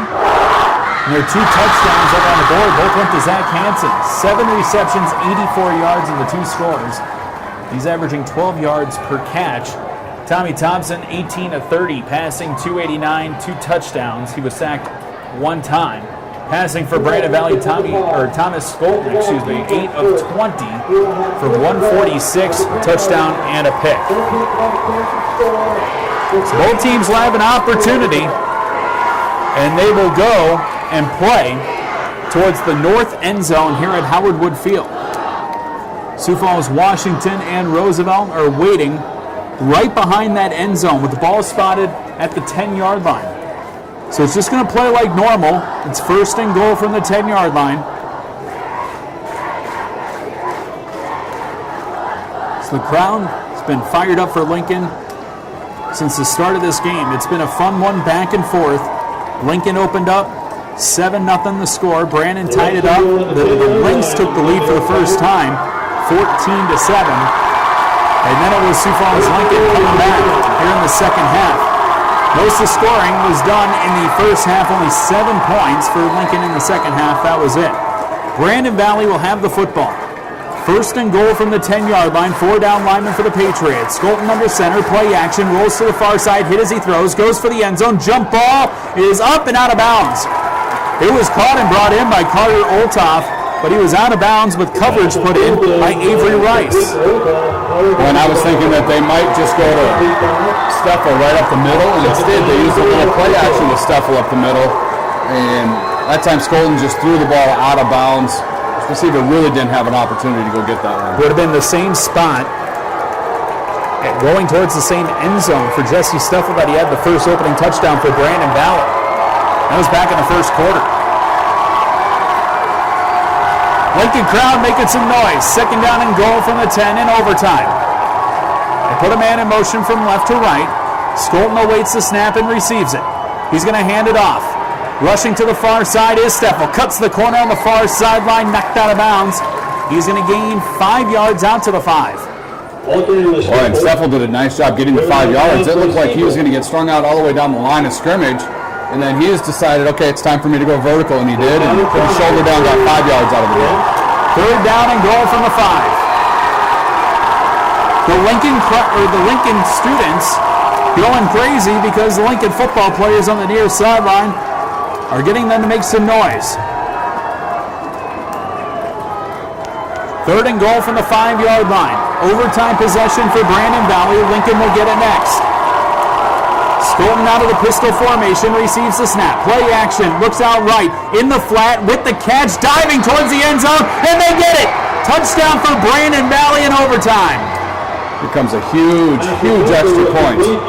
Andrew Hansen comes up with a catch, brought it in at the 4, turned, squared his shoulders right towards the pylon, dove forward, and got it. Great play call there, a little play action. Skolten does a nice job backpedaling and making a great throw. Here comes the point after opportunity. Sorensen to attempt it. As the kick almost blocked, but he gets it up and he gets it through. So Brandon Valley gets the touchdown from Andrew Hansen at the fullback position right out of the flat. Brings it in 21-14 Brandon Valley. And now Lincoln's going to get the ball on the 10, and they get their 4 down, so they have to get the touchdown on the extra point. Well, here's the question for you, because you have coached with Jared Fredenberg for a few years, dating back. This is his second year as the head coach for Sioux Falls Lincoln, but his first overtime game. They get the touchdown. Does he go for 2 right away? I think he's thinking about it right now, because what's it hurt? I mean, you get it? I mean, you set a tone early in the year. 3 receivers set on the right side. First and goal from the 10-yard line. Getting the snap is Tommy Thompson. Looks left, fires towards the end zone. It's incomplete.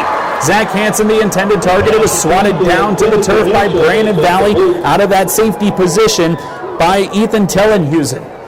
Second down and goal from the 10. Thompson just missed that one. He needed to throw that one about a half second earlier, and they get a touchdown. But great job by Tellenhusen to put his hand in there and get a pass breakup. Brandon Valley crowd on the far side jumping up and down. It's second down and goal from the 10-yard line. 2 receivers off on the right, Hansen alone on the left.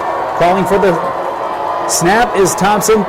Might have got away with a false start, just lobs it to the end zone for Merkley. It is bobbled, incomplete.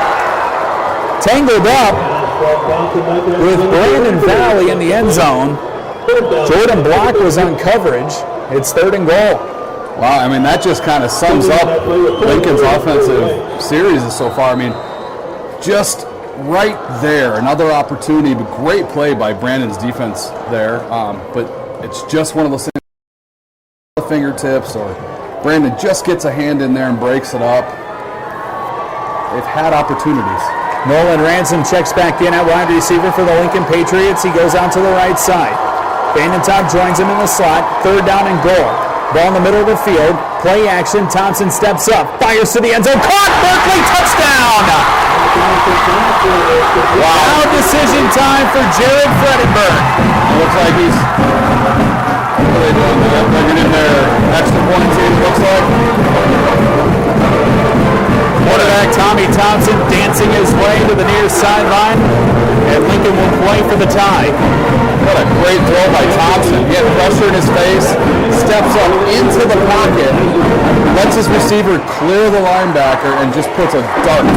Game on the line to tie it up and send us to a second overtime. Vandentopp to attempt the point after. The snap is down. It was almost blocked. It's a high kick, and it is good. It managed to get its way through the uprights, and we're going to overtime number 2, tied up at 21.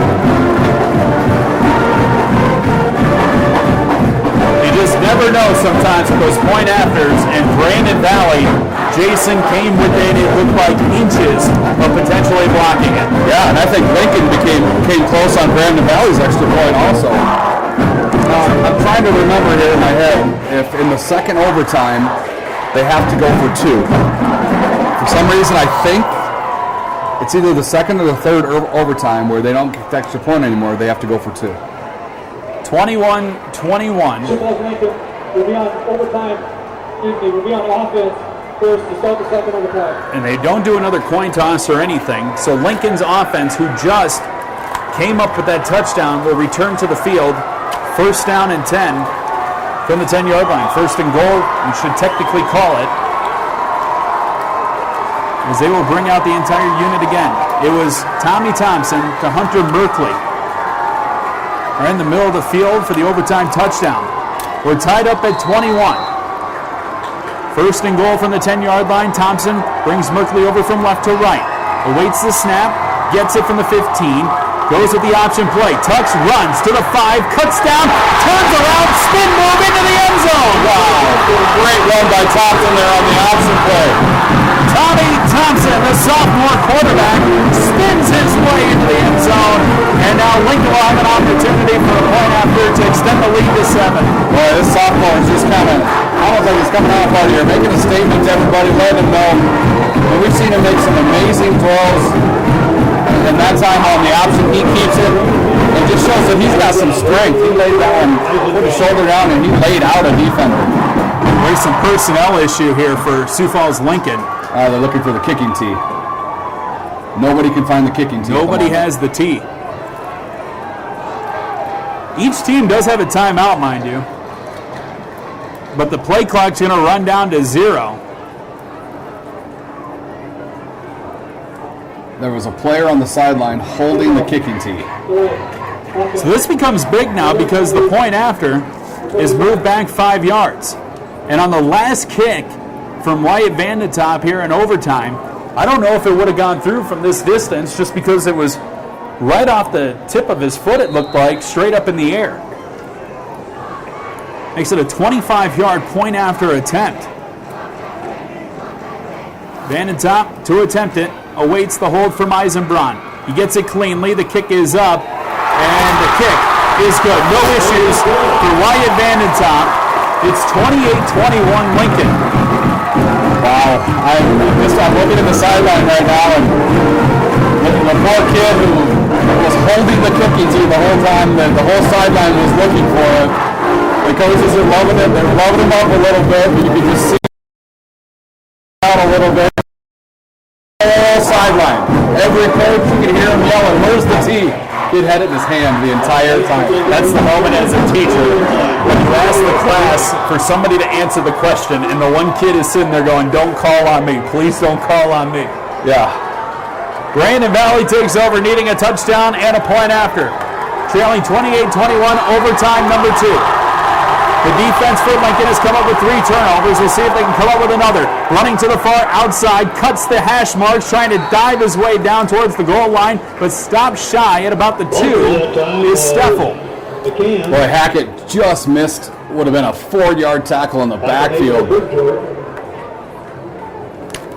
2nd and 2. He's going to still get 8 yards out of the deal. There is no clock outside of a play clock. The Lincoln players on the near sideline pumping up the students. 2nd down and goal from the 3-yard line. Receiving the snap is Skolton. Hands it off and diving into the end zone. It is good. It is a touchdown. They just give it to the big body. I think that's Tate Johnson on the carry. He dives his way in. Brandon's going to go for 2, I think. Skolton right away looked over to the sideline and gave the 2 signal to his coaches. He wants to go for 2. There's an injury down on the field for Sioux Falls Lincoln, and I stand corrected. That was Jesse Steffel that jumped over all the bodies. Yep, Brandon's going to go for 2, and I hope that the Lincoln player here is okay, but him being injured is giving Brandon an opportunity, almost like a timeout. They can't talk to their team, but at least he can talk to Skolton, the leader of his team. Teams are being called to the sideline as they tend to the injured player. This is going to be huge. And, if you're Brandon, you absolutely go for 2 at this point. It's not your game. It's not your bowl. You really have nothing to lose here. It's different if it's Lincoln because it's President's Bowl. It's your home game. When you're the away team, you're more likely to go for 2 in a situation like this. We saw that last year with Sioux Falls, Washington. They were trying to keep their winning streak alive. They were playing against Rapid City Stevens here at Howard Wood Field, and Stevens got the game into overtime. Or check that, it was right at the end of regulation. They went for 2, came up short, and Washington held on for the win. So we have seen the situation before, and Brandon Valley will attempt to win it. By doing so, the Lynx, if they are able to convert, will move to 1-1. Lincoln would fall to 1-1. But if the Patriots are able to stop them, Lincoln will start 2-0, and for Jared Fredenberg would be a huge start to the season for him in this squad. Now they're calling out. So any game here in Sioux Falls, we have doctors from the local hospitals. And with the Sioux Falls School District, it's going to be doctors from Sanford. And so they're calling out the doctors right now to see what's going on, evaluate this player. Anytime that the certified athletic trainers, who are extremely qualified individuals, call out the doc, you just want to throw some extra thoughts out to the player who's laying there on the field right now.